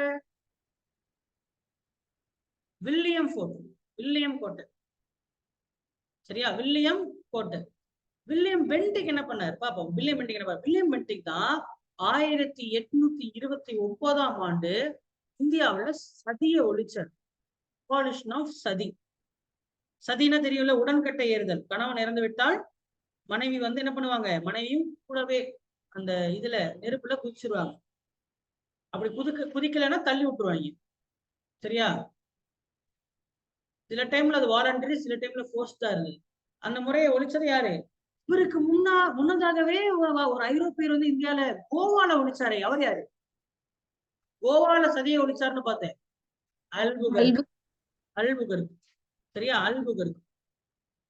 சரி, ஆனா அவர் கோவால மட்டும், ஏன்னா அவருடைய கட்டுப்பாட்டுல அது ஒன்று இருந்துச்சு. இவர் இந்தியா ஃபுல்லா செய்யறாரு அபாலிஷன் ஆஃப் சதி. அதுக்கப்புறம் abolition of suppression of thuggees. Suppression of thuggee. Thugs. Thugs கேள்விப்பட்டிருக்கீங்களா? தக்ஸ். தக் அப்படின்னா என்ன சொல்லுவாங்க? தக்குங்கிற வார்த்தை வந்து இப்போ பொதுவா ரவுடிய தக்குன்னு சொல்லுவாங்க. ஆனா தக்குன்னா ஒரு சின்ன ரவுடி கிடையாது. சரியா? தக்குங்கிறது ஒரு ரகசிய கும்பல் அந்த காலத்துல. சரியா? அவங்க என்ன பண்ணுவாங்கன்னா, நீங்க இந்த யார சொன்னா கரெக்டா உங்களுக்கு புரியும்னா, அந்த தீரன் அதிகாரம்னு ஒரு படம் வந்து தெரியுமா? அது எப்படி வீடு பூந்து திருடுவாங்க தெரியுமா? பொண்ணுக்கு திருடிட்டு போயிடுவாங்க. அவங்க இருக்கிற இடமே தெரியாது. யார் எதை சொல்றேன்னு தெரியுதா? தீரன் ஒரு படம் பாத்தீங்களா? கார்த்திக் நடிச்ச படம் தீரன் அதிகாரம். பவாரியா அப்படின்னு சொல்லுவாங்க இல்லையா? ஆமா, அந்த மாதிரிதான். நிறைய பேர் பார்த்திருக்கீங்க. சரியா? பார்க்க வேண்டிய ஒரு படம், உண்மையான சம்பவம் அது. அந்த மாதிரி அந்த காலத்துல 1800s 1800கள்ல இருந்து, சரியா, 800கள் ரொம்ப வருஷமா, 400-500 வருஷமா இந்த இந்தியாவுல வந்து திருடுறவங்க, அவங்க இருக்கிறதே தெரியாது. அவங்க கூடயே வருவாங்க. இப்போ ஒரு சப்போஸ் ஒரு 20-30 பேர் போறாங்கன்னா, ரோட்ல போயிட்டு இருக்கான்னு வச்சுக்கோங்களேன். அந்த காலத்துல பஸ்ஸே வசதி என்ன, ஒரு ஊருக்கு ஊர் போறாங்கன்னா நடந்துதான் போவாங்க. நடந்தோ குதிரையிலயோ போகும்போது உங்க கூடயே வந்து சேர்ந்துருவாங்க. நல்லா இருக்கேன், எங்கடா போறீங்க? இந்த இங்கதான் போறேன் அப்படின்னு. சரி, நானும் அங்கதானே போறேன்னு சொல்லி உங்க கூடயே வருவான். முன்னாடி ஒருத்தன் போவான், கடைசியில் ஒருத்தன் வருவான். சரியா? அவங்க கூட வந்துட்டு இருப்பான். அவங்க கூட நார்மலா பேசுவான். எப்படி பேசுவான்? நார்மலா பேசுவான். நீங்க என்ன ஒரு, ஆனா நான் இங்க தானே, நமக்கு கள்ளக்குறிச்சியில தான் நான் இருக்கேன் அப்படின்னு. அப்போ அங்க யாரு அந்த அவங்க மாமனா நீனு அப்படின்னு சொல்லி நம்ம ஜாலியா பேசிடுவாங்க. டக்குன்னு கூட்டத்துல கடைசியில ஒவ்வொருத்தரா காணாம போவாங்க. எங்க அந்த ஒரு ஸ்ட்ரெச் ஒரு 50 கிலோமீட்டர் நடந்து போறாங்கன்னா கூட்டத்துல என்ன பண்ணுவாங்க, ஒவ்வொருத்தரா காணாம போவாங்க. எப்படி கொள்வாங்கன்னா ஒரே செகண்ட் தான் கொல்றது. சரியா? முக்கியமான இந்த பாயிண்ட்ஸ் இருக்கும் இல்லையா? பாயிண்ட்ஸ்ல கொண்டுடுவாங்க. அதனால டக்குன்னு கொண்டுடுவாங்க. அதனால அவங்க பேர் டக்கு. அதான் டக்கு டக்குங்கிறது தக்குன்னு ஆயிடுச்சு. சரியா? ஒரு கர்ச்சீஃப் கீழ கிடக்கு கீழ கர்ச்சீஃப் பாருன்னு குனிஞ்சீங்கன்னா முடிஞ்சிச்சு. சோலி முடிச்சிருவாங்க. கொன்னுட்டு அங்க அப்படியே உருட்டி விட்டுருவாங்க. சரி அவன் இருக்கிறது எங்கட பின்னாடி காணும் அப்புறம் திரும்பும்போது உங்களை கொண்டுடுவான் அப்படின்னு கொண்டுடுவாங்க. கடைசியில அந்த போகும்போது போன 20 பேர்ல ஒருத்த கூட உயிரோட இருக்க மாட்டான். சரியா? முன்னாடி போன ஒருத்தர் அந்த பாடியை தூக்கி புதைச்சிருவாங்க. அதை அங்க எங்க புதைக்கணுங்கிறதே பார்த்து வச்சிருவாங்க. அதனால அட்ரஸே தெரியாது, இவங்களை பிடிக்கவும் முடியாது, யாருமே தெரியாது. அவங்கள இவன் தக்குன்னு தெரிஞ்சதுன்னா சொல்லி முடிஞ்சு. இதெல்லாம் செஞ்சுட்டு நார்மலா எப்பயும் போல நான் பால் கறக்க போனேன் அப்படின்னு சொல்லிட்டு நீங்க குடும்பத்தோட குடும்பமும் போயிருவாங்க. அவன் ஆக்சுவலி ஒரு பால்காரனா இருப்பான். அவனோட பார்ட் டைம் வேலை தக்கு. அதனால என் பையனா என் பையன் எல்லாம் செய்ய மாட்டான், நாங்க அம்மாவும் மனைவின்னு சொல்லுவாங்க. ஆனா அவன் தக்கா இருக்கும். ஊருக்கும் தெரியாது. சரியா? இந்த மாதிரி என்னது புரியுது உங்களுக்கு? இன்ஃபேக்ட் சொல்ல போனா அவங்கள பத்தி நீங்க படிச்சுன்னா மிரண்டு போயிருவீங்க. கின்னஸ் ரெக்கார்டு இதுல இந்த குற்றம் ஆர்கனைஸ்டு கிரைம். சரியா? ஒருங்கிணைந்த குற்றங்கள் செய்ததுல இதுவரைக்கும் அவங்கள அளவுக்கு கொன்னது யாருமே கிடையாது.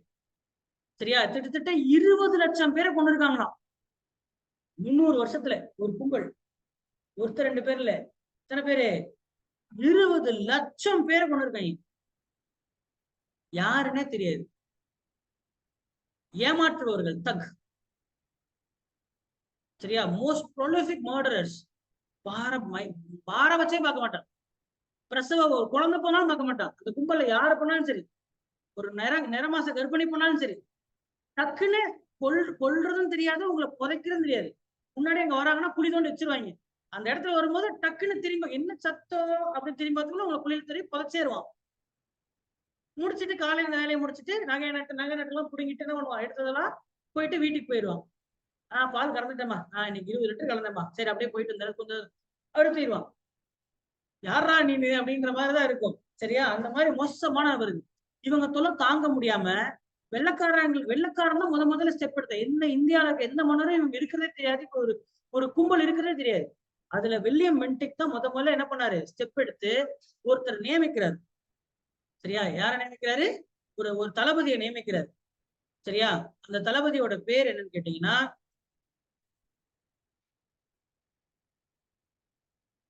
முக்கியமான ஒரு பேர் கேட்டிருக்காங்க. Henry Sleeman. William Henry Sleeman அப்படின்ற நபர். ஹென்றி ஸ்லீமன் அப்படின்ற ஒரு தளபதிய இது இந்த படத்துலயும் சொல்லியிருப்பாங்க. இதுல தீரன் படத்துலயுமே ஒரு சின்ன வரலாறு வரும். அந்த காலத்துல பென்டிக் அப்படின்றவர் தான் ஒரு நபரை நியமிச்சாங்க. ஒரு குட்டி கதை சொல்லுவாங்க. அந்த கதையிலே வரும். நீங்க படம் பாத்தீங்கன்னா தெரியும். சரியா? உண்மை சம்பவத்தை தெளிவு எடுத்த கதை தான் அந்த தீரன் படம். சரியா? ஹென்றி ஸ்லீமன் அப்படின்ற ஒரு நபரை நியமிச்சு அவர் 10 வருஷம் எடுத்துக்கிறாரு இந்த ட்ராக் பண்ணது. யார ட்ராக் பண்ணி அவ ஊர்ல எல்லாத்தையும் பிடிச்சி ஒருத்தருடம் எல்லாத்தையும் என்ன பண்ணிட்டாரு, தூக்குல போட்டுறாரு. சரியா? Henry Sleeman. அதனாலே அவருக்கு பேர் தக்கி ஸ்லீமன் செல்ல பேரு. தக்கர்களை ஒழிச்சது யாரு? ஸ்லீமன். அதுக்கு ஆர்டர் போட்டது யாரு? பென்டிக். தக்கி ஸ்லீமன். சரியா?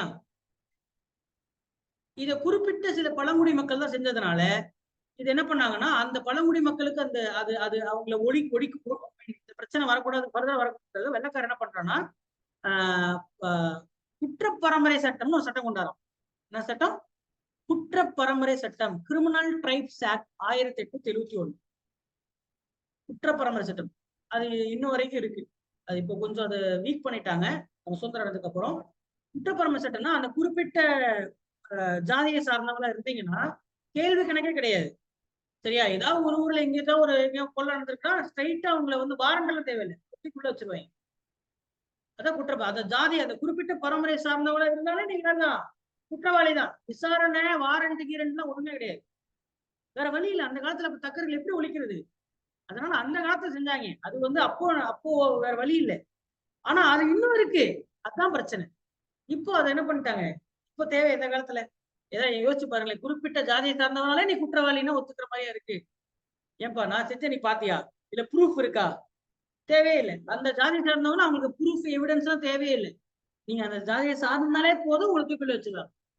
கிரிமினல் ட்ரைப்ஸ் ஆக்ட் இப்போ அது இல்ல. அந்த அந்த சட்டத்தை இப்போ நம்ம வரக்கூடிய காலத்தை அதை வீக் பண்ணிட்டாங்க. இப்போ அது பர்ஃபெக்டா கிடையாது. ஆனா அந்த காலத்துல வேற எப்படி பண்ண முடியும் சொல்லுங்க, சொல்லுங்க பார்ப்போம். தக்கர்கள் 3 தக்கரா இருக்கக்கூடிய நபரை தூக்கில போட்டுறாங்க. அவன் பையன் அவனை பார்த்தா வளர்ந்துருப்பான், அவன் பையனும் அதே தான் செய்வான். அடுத்தது எப்படி நீ ஒழிக்க முடியும்? அதனால அந்த காலத்துல அது செய்யப்பட்டது. அப்படிதான் அது ஒழிச்சாங்க. இப்போ கிடையாது தக்கருக்கு நீங்க. ஆனா இப்பயுமே நீங்க ஹைவேல எல்லாம் லாரி போக முடியாது. சரிங்களா? இப்பயுமே என்ன பண்ணுவாங்க, கார். இப்போ நவீன காலத்துல காருன்னா உங்களுக்கு டயர் பஞ்சர் பண்ண வச்சிருவாங்க. கண்ணாடியில முட்டையை உடைச்சு விட்டுருவாங்க. சரியா? நடுவில் நிப்பாட்டினீங்கன்னா தூக்கிடுவாங்க. நடுவுல கம்பி கட்டி விட்டுருவாங்க. பைக்ல போனா கம்பி கட்டி விட்டுருவாங்க. நீங்க நார்மலா நீங்க பைக்ல லாரில டிராவல் பண்ணா மத்திய பிரதேஷ், அந்த தெலுங்கானா இந்த பிளேஸ்ல ஹைவேல போக முடியாது. நீங்க சேஃபா எங்க வேணா நைட்டு போலாம்டா அப்படின்னு நீங்க இருக்கக்கூடிய ஒரே மாநிலம் தமிழ்நாடு மட்டும்தான். சரியா? எங்க போனாலும் உங்களுக்கு வந்து இருக்கு. There are some incidents. ஆனா ஒரு ஆர்கனைஸ்டா கிடையாது. பிளான் பண்ணி ஒரு 10 பேர் 20 பேர் கும்பல் கொள்ளை என்பது கிடையாது. அவன் எவனாவது ஒருத்தன் என்ன பண்றதுதான். ஆனா இவங்க பிளான் பண்ணி பண்ணுவாங்க. இப்பயுமே மத்திய பிரதேஷ், சத்தீஸ்கர், ஜார்க்கண்ட் எல்லாம் ஒரு லாரி இங்கிருந்து ஹைவே போகுதுன்னா நீங்க லாரி ஓட்டுற சில நபர்கள்ட்ட கேட்டு பாருங்க. ஹிந்தி தெரிஞ்சிருக்கும். நிப்பாட்ட மாட்டாங்களே. 20 லாரி ஒட்டுக்கா தான் போவாங்க குறிப்பிட்ட இடத்துல. எங்கேயுமே நிப்பாட்ட மாட்டாங்க. ஒரு நாள் நிப்பாட்டுனா அடுத்த லாரி வராது பின்னாடி. போட்டுருவாங்க, லாரியை திருப்பிடுவாங்க. கொண்டுடுவாங்க. சரிங்களா? இப்பயும் நடக்குது. இப்பயும் சம்பவம் இருக்கு. அதோடைய அந்த ஒரு மிச்சம் மீதி இந்த 1% தப்பிச்சிருச்சு. அதுல இருக்கக்கூடிய நபர்கள் இன்னும் என்ன பண்றாங்க, செய்யறாங்க. சரியா? நிறைய படத்துல பார்த்திருக்கலாம் உங்களுக்கு. அதுல ஒரு உண்மையான சம்பவத்தை தழுவி எடுத்துக்கூட அந்த தீரன். சோ அதுக்கு எல்லாத்தையும் ஃபர்ஸ்ட் ஸ்டெப் பாருங்க. இப்ப நிறைய நல்ல விஷயம் செஞ்சிருக்குது. நம்ம குரண்டனான்னு பார்த்துட்டு இருக்கோம். பாருங்க எவ்வளவு நல்லது செஞ்சிருக்கிறாங்க. இருந்தாலும் கம்பேர் பண்ணும்போது செய்த நல்லதுல அடிச்ச கொள்ளதான் அதிகம். வெள்ளக்காரன். சரி, அப்போ வில்லியம் பென்டிக் பார்த்தாச்சா? அடுத்த நபருக்கு போலாம். சதி எப்போ ஒழிச்சாங்க? 1829 சதி ஒழிப்பு சட்டம் 1800 மறந்துடாதீங்க. அதே மாதிரி முதல் மெடிக்கல் காலேஜ் திறக்கிறாரு 1835. ஃபர்ஸ்ட் மெடிக்கல் காலேஜ் கட்டினது வில்லியம் பென்டிக் தான். முதல் மெடிக்கல் காலேஜ் கட்டினதும் இவர் தான்.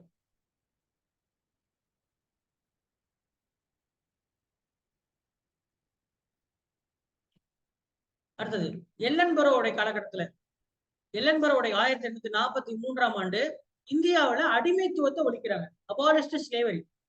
வெள்ளக்காரன் என்ன பண்றான், அடிமைன்னு இதுக்கப்புறம் இந்தியால யாரும் இருக்கக்கூடாது அப்படின்னு அடிமைத்துவத்தை ரிமூவ் பண்றாங்க. யாரு? லார்ட் எல்லன்பரோ. 1800. அப்ப அடிமைத்துவம் இந்தியாவில் எப்போ இருந்தது? 1843. சதி ஒழிக்கப்பட்ட ஆண்டு, தக்கரை ஒழித்தது வில்லியம் பென்டிக். யார் மூலியமா? ஸ்லீமன் மூலியமா. சரியா? துணைப்பட திட்டத்தை கொண்டாந்தது வெள்ளஸ்லி பிரபு. சரி, அடுத்த லார்ட் டல்ஹௌசி. இவர் நிறைய செஞ்சிருப்பாரு. அதனாலே இவருக்கு பேரு மேக்கர் ஆஃப் மாடர்ன் இந்தியா. சரியா? நவீன இந்தியாவின் தோற்றுவிப்பாளர் என்று அழைக்கப்படுவர் யாரு? Lord Dalhousie. 1848 முதல் 1856. சரியா? வாரிசு இழப்பு கொள்கையில முதல்ல ஜான்சி அப்படின்ற ஊர் விழுந்தா பக்கமா. ஜான்சி எப்போ கைப்பற்றப்பட்டது? 1853 ஆண்டு கைப்பற்றப்பட்டது. அதே மாதிரி முதல்ல கைப்பற்றப்பட்ட நாடு சதாரா. சார் நாடுன்னு சொல்றீங்களே? ஆமா, அது நாடுதான். ஒரு அரசர் ஆட்சி பண்ணா அது நாடு தானே. இந்தியாங்கிறது ஒரு நாடு இல்லம்மா, பல்வேறு ராஜ்யங்கள் இருந்துச்சு இந்தியாவில. சதாரா அப்படிங்கிற ராஜ்யம் தான் முதல்ல கைப்பற்றினாங்க. எது மூலியமா? வாரிசு இல்லைங்கிற மூலியமா. 1845. 1853 ஜான்சி. மறந்துடாதீங்க, கேட்டிருக்கோம். அதுக்கப்புறம் 3 முக்கியமான விஷயத்தை கொண்டாந்தார். இந்தியாவுல ரயில்வே கொண்டு வந்தார். அதுக்கப்புறம் இந்தியாவுல தந்தி கொண்டு வர்றாரு.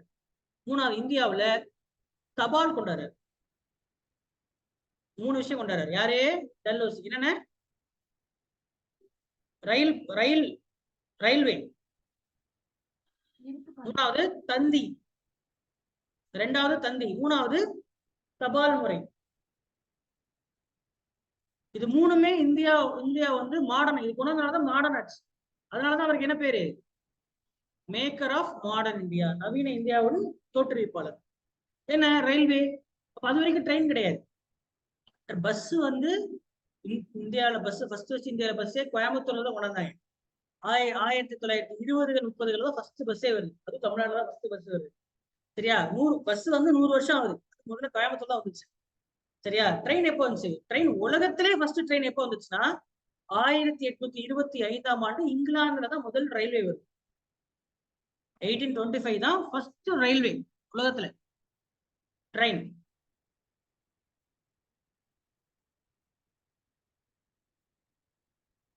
சரியா? அதுக்கப்புறம் இந்தியா கொண்டு வராங்க 1853ல பாம்பே முதல் தானே வரை. பாம்பே டு தானே, பாம்பே டு தானே 1853. அப்ப முதல் ரயில் தண்டவாளம் எங்க போட்டது? பாம்பே டு தானே. வருஷம் 1853. ரெண்டாவது 1854 அடுத்த வருஷமே ஹவுரா. ஹவுரா எங்க இருக்கு? கல்கட்டா. ஹவுரா டு ராணிகஞ்ச். ராணிகஞ்ச் எதுக்கு ஃபேமஸ்? நிலக்கரி ஃபேமஸ். சரியா? ஜாகிரபி படிக்கும்போது படிப்பீங்க. ராணிகஞ்ச். ஹவுரா டு ராணிகஞ்ச். கல்கட்டால ஹவுரா டு ராணிகஞ்ச்ல அங்க ஒரு ட்ரெயின். அடுத்தது 1856ஆம் ஆண்டு மெட்ராஸ் டு அரக்கோணம். மெட்ராஸ் டு அரக்கோணம்.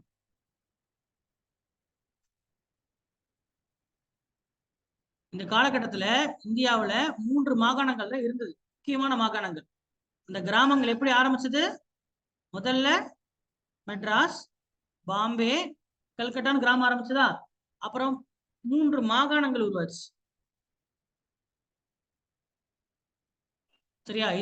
இது பெங்கால் பிரசிடென்சி, இது பாம்பே பிரசிடென்சி, இது மெட்ராஸ் பிரசிடென்சி அப்படின்னு 3 மாகாணங்கள் தான் இருந்துச்சு அந்த காலத்துல. ஒவ்வொரு மாகாணத்திலும் ஒரு ட்ரெயின் ரூட். பாம்பே டு தானே, ஹவுரா டு ராணிகஞ்ச், மெட்ராஸ் டு அரக்கோணம். அரக்கோணம் தெரியும்ல, இப்பயுமே ட்ரெயின் அரக்கோணம் வழியா தான் போகும், பார்த்துருப்பீங்க. சென்னை போறீங்கன்னா அரக்கோணம் தாண்டி தான் நம்ம சென்னை வரும். இப்பயும் அந்த ரூட் இருக்கு. என்ன அப்ப போட்ட train route 1 metre gauge. Metre காஜ்னு சொல்லுவாங்க. இந்த தண்டவாளத்துக்கும் இந்த தண்டவாளத்துக்கும் நடுவில் எவ்வளவு இருக்கும்? 1 மீட்டர். சரியா? இப்ப இருக்கிறதெல்லாம் broad gauge. Broad gauge 1.75 metres இருக்கும். பிராட் காஜ் 1 மீட்டர் எவ்வளோ? எத்தனை சென்டிமீட்டர்? 3 சென்டிமீட்டர். 3.4 அடி. 3.3 அடி.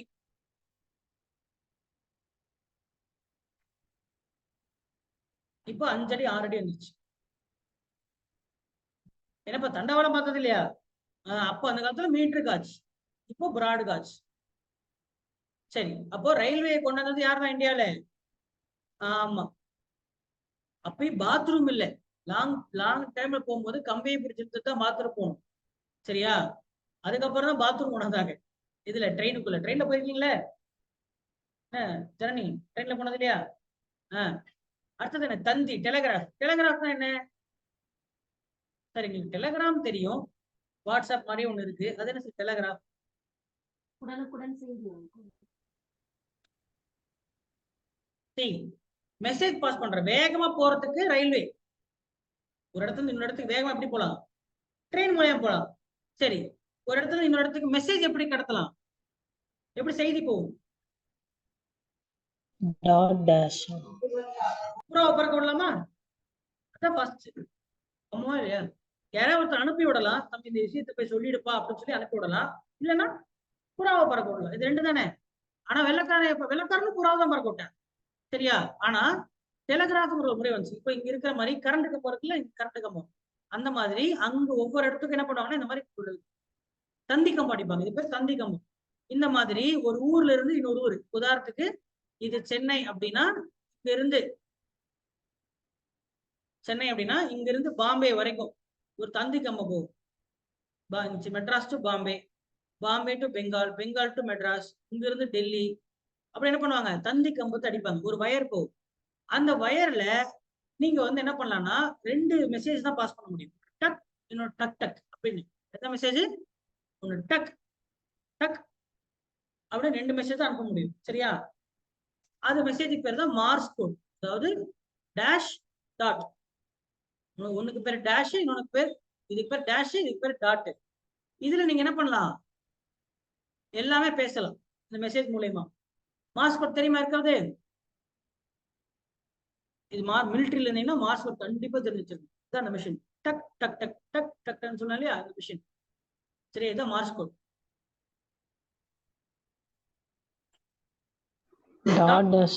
என்ன A dash dot dot dot அப்படின்னா பி. சரியா? இப்போ ஜனனி டிஎன்பிசில பாஸ் பண்ணிட்டாங்க அப்படின்ற மெசேஜ் குரால் அனுப்பலாம். இல்லைன்னா ஒரே செகண்ட்ல போன் பேசுற மாதிரி இது அனுப்பிடலாம். அந்த காலத்துல குரூப் 4 வேலை இது ஒண்ணு இருந்துச்சு. சரியா? இது வந்து டெலகிராஃப், தந்தி அடிக்கிறவரு பேர். அவர் இதை உட்காந்து மனப்பாடம் பண்ணணும். ஜனனின்னா ஃபர்ஸ்ட் என்ன எடுக்கணும்? ஜே எங்க இருக்கு? ஜே என்ன? J dot dash dash dash dash அப்புறம் ஏ டாட் டேஷ் என் அப்படி அழிச்சு மெசேஜ் நம்ம டிஎன்பிசியில் பாஸ் ஆகி உள்ளார் அப்படின்னு சொல்லி அனுப்புனா அவன் அழுத்த அழுத்த அழுத்த அழுத்த அந்த வயர் எங்க போகும்? சென்னை சென்னை டெல்லிக்கு அடுத்த செகண்டே டெல்லியில ஒருத்தன் ஹெட்ஃபோன்ஸ் போட்டு உட்காந்துருப்பான். என்ன கேட்குதோ அதை கேட்டு டாட் டேஷ்னு ஜே ஏ என் ஏ என் இது அப்படியே அவர் கொடுப்பாரு. ஐயா இதாங்க வந்து தந்தி வந்துருக்கியா அப்படின்னு சொல்லி கொடுப்பாங்க. ஓ அப்படியா அப்படின்னு சொல்லிட்டு அதை பக்கத்துல இருக்கிற கிராமத்துக்கு என்ன பண்ணிடலாம், ஈஸியா போயிடும். அதான் தந்தி வருதுன்னு சொல்லுவாங்க. இது வேலை அதிகம். அதனால ஏதாவது இம்பார்ட்டன்ட் மெசேஜ் நம்ம தான் தந்தி அனுப்புவாங்க. புரியுதா நான் சொல்றது? அப்ப தந்தி வருதுன்னா என்ன அர்த்தம்? துக்க காரியமா இருக்கும் அர்த்தம். புரியுதா? அந்த காலத்துல இப்படிதான் நம்ம புரிஞ்சுக்கிட்டது ஃபாஸ்ட் மெசேஜ். சரி, இந்த மார்ஸ் கோட் வந்து இதை ஆவியா ஒரு 2 மாசம் 3 மாசத்துல கத்து வச்சு. சரியா? இது சார் நாங்க கத்துக்கணும். நாங்க ஏன் சார் நடுராத்திரி தாயத்தை கட்டிட்டு சுடுகாட்டு போக போறோம் அப்படின்றீங்களா? ஆமா, நல்லது. ஒரு ஹாபியா கத்துச்சுங்க மார்ஸ் கோட். அட்லீஸ்ட் ஒரு 10 லெட்டர் ஏபி என்னது முக்கியமான சில வார்த்தைகளை என்ன பண்ணுங்க மார்ஸ் கோட் தெரிஞ்சிச்சு. இந்தியாவில வந்து ஏதாவது ஒரு சூரிய புயல் அடிச்சதுன்னா எல்லா எல்லா ஆண்டனாஸும் ஸ்பாயில் ஆயிரும். அப்ப உங்களுக்கு ஒரு இந்த மார்ஸ் கோட் இருந்துச்சுன்னா நம்ம பேசுறதுக்கு ஒரே வழி இதுதான். நான் சொல்ற புரியுதா? ஆமா, இது இது இது எங்க வேணா பேசலாம். நீங்க உதாரணத்துக்கு ஒரு ஜெயில் செல்லுல 2 பேர் ஜெயில மாட்டிக்கிட்டாங்க. சரியா? ஜெயில இருக்காங்க, பேசக்கூடாது. பேசினா கண்டுபிடிச்சிருவாங்க. அப்ப இந்த பக்கம் இருக்கக்கூடிய ஜெயில்வாசி இந்த பக்கம் இருக்க ஜெயில்வாசி செவுத்துல அடிச்சு கூட பேசலாமா? இது ஒண்ணு இல்லைங்க, தட்டா முடிஞ்சிச்சு. தட்டுறது மூலியமா பேசலாம். சொல்றது புரியுதா இல்லையா? Very important. இன்னுமே இது யூஸ் பண்றாங்க. பேச வாயை திறந்தா சுற்றுவான் அப்படின்றது இப்பதான் பேசியாகும். சரியா? இல்லைன்னா ஒரு ரேடியோ அந்த ரேடியோல எதுவுமே இல்லைன்னா சத்தம் வந்துட்டு இருக்குல்ல, அதுல கூட நீங்க இதை பேச முடியும்.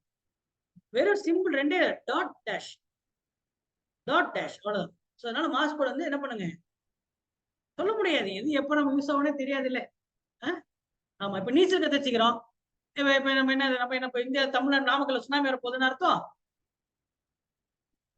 நீச்சல் எத்தனை பேர் தெரியுங்க சார்? அதுவே தெரியாது சார்ன்றீங்களா? நீச்சல் கத்து வச்சுக்கணும்ல, முக்கியமானதுல உயிர் காப்பாத்தும்.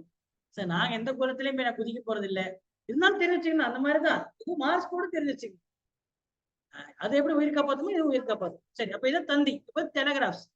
தந்தி என்ன பண்றாங்க? தந்தி எலக்ட்ரிக்கல் டெலகிராஃப்ஸ் வந்து முக்கியமான நகரங்களுக்கு போடுறாங்க. அப்புறம் இது டெலகிராஃப் எல்லாராலையும் பேச முடியாதுப்பா. இப்ப எல்லாரும் பேசுறதுக்கு என்ன வேணும்? தபால் முறை. தபால் தெரியும்ல, லெட்டர் எழுதி ஒரு போஸ்ட் ஒன்று ஒட்டி ஸ்டாம்ப் ஒன்று ஒட்டி தபால் தலை. Post office act 1854 post office சட்டம் கொண்டாந்து இந்தியா ஃபுல்லா வெறும் அணா காலணா இந்தியாவில நீங்க இங்க இருந்து டெல்லிக்கு நீங்க ஒரு லெட்டர் போனாலும் காலணா தான் செலவாகும். அப்ப 100 ரூபா. அப்ப காலனாங்கிறது இப்ப என்னது 100 ரூபாய் ஆயிரும். யோசிச்சு பாருங்க. 100 வருஷத்துக்கு முன்னாடி 150 வருஷத்துக்கு முன்னாடி இல்லையா? 100 ரூபா. அப்போ வெறும் ஒரு 100 ரூபாய் 200 ரூபாய் செலவு பண்ணா நீங்க என்ன பண்ணலாம்? டெல்லி வரைக்கும் ஒரு மெசேஜ் தபால் போடலாம். 2 நாள் 3 நாள்ல போய் சேர்ந்து. இந்தியாவில இப்பயுமே எல்லா இடத்துலயும் இருக்கக்கூடிய ஒரே ஆபீஸ் என்ன தெரியுமா? தபால் ஆபீஸ் தான். சரியா? மலைக்கு மேலேயே இருக்கு, அதால பாதாளத்திலயும் இருக்கு. எல்லா இடத்துலயுமே பாத்தீங்கன்னா உங்க தபால் மட்டும்தான் இருக்கக்கூடிய ஒரே கவர்மெண்ட் ஆபீஸ். ஆனா இப்ப யாரும் தபால் போடுறது இல்லை. சரி, அதனால இப்ப என்ன பண்றாங்க? வேற எதுவும் யூஸ் பண்றாங்க, போஸ்ட் ஆபீஸ். அது மட்டும் இல்ல, 1854 உட்ஸ் அறிக்கைன்னு ஒரு அறிக்கையை அனுப்புனார். சரியா? அது யார் அனுப்புனா? சார்ல்ஸ் வுட் அப்படின்ற முக்கியமான அறிக்கை. என்னன்னா இது மூலியமா யாரு?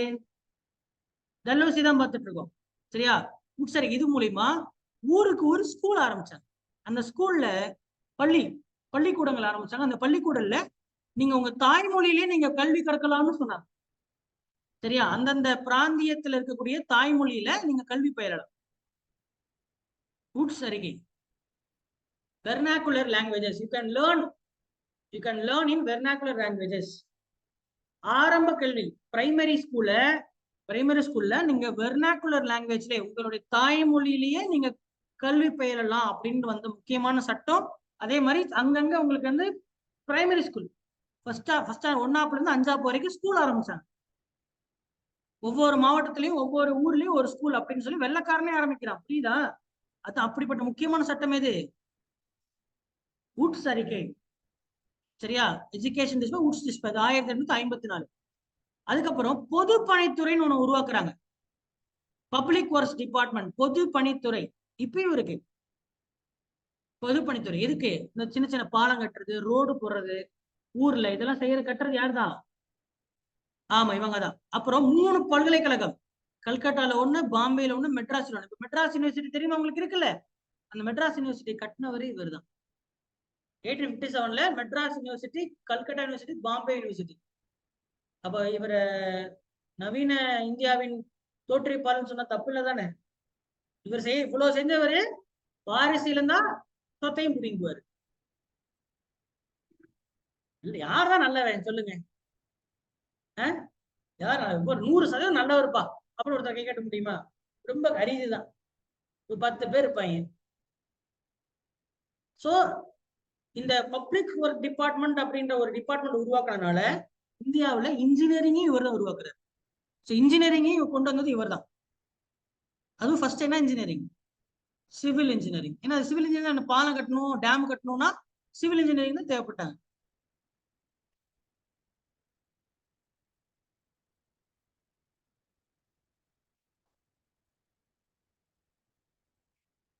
ஸோ இப்படிதான் கம்பெனியோட ஆட்சி. இந்த 1773 இருந்து 1857 வரைக்கும். கடைசி கவர்னர் ஜெனரல் யாரு? என்னப்பா? கடைசி கவர்னர் ஜெனரல் யாரு? Last governor general of company rule. Company ஆட்சியின் கடைசி கவர்னர் ஜெனரல் சொல்லுப்பா. Lord Canning. இவருக்கு அப்புறம் வந்தவர், டல்ஹௌசிக்கு அப்புறம் வந்தவர். சரியா? வங்காளத்தின் முதல் கவர்னர் ஜெனரல் வாரணாசி. இந்தியாவின் முதல் governor general Lord William Bentinck. Police துறையின் தந்தை கார்ன்வாலிஸ். ஜமீன்தாரி முறையை கொண்டவர் கார்ன்வாலிஸ். சரியா? இதெல்லாம் நம்ம இந்த காலகட்டத்தில் நடந்தது. பிளாசி போர்ல ஜெயிச்சது யாரு? அவர் தான் முதல் கவர்னர். பிரிட்டிஷ் முதல் கவர்னர் ஜெனரல், முதல் கவர்னர் அப்படின்னா ராபர்ட் கிளைவ். பெங்காலுடைய முதல் கவர்னர் ஜெனரல்னா வாரணாசி. இந்தியாவின் முதல் கவர்னர் வில்லியம் பென்டிக். கம்பெனி ஆட்சியின் கடைசி கவர்னர் ஜெனரல்னா லார்ட் கேனிங்.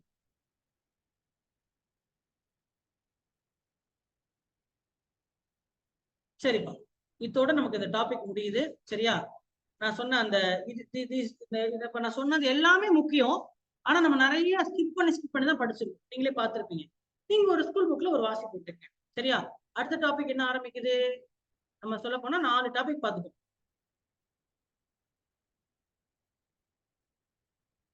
ஐரோப்பியர்களின் வருகை, பிரிட்டிஷின் எழுச்சி, வர்த்தக முதல் பிராந்தியம் வரை, கம்பெனியின் ஆட்சி. 4 டாபிக் பார்த்துக்கோம். சரியா? உங்களுக்கு சிலபஸ் ஆரம்பிக்கக்கூடியது இயர்லி ரிசர்ச். இது 8th ஸ்டாண்டர்ட்லயே இருக்கு பாருங்க. 8th ஸ்டாண்டர்ட்லயே விவசாய புரட்சி அப்படின்னு இருக்கா? விவசாய புரட்சி அப்படின்னு சொல்லி புரட்சிகள்லாம் ஆரம்பிச்சு.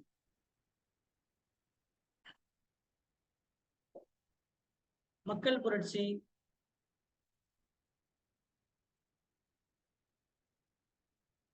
ஓகே. 8th ஸ்டாண்டர்ட்ல இருக்கு. நீங்க இப்ப நான் சொன்ன அந்த 4 லெசன் சொன்னேன்னா 3 லெசனா?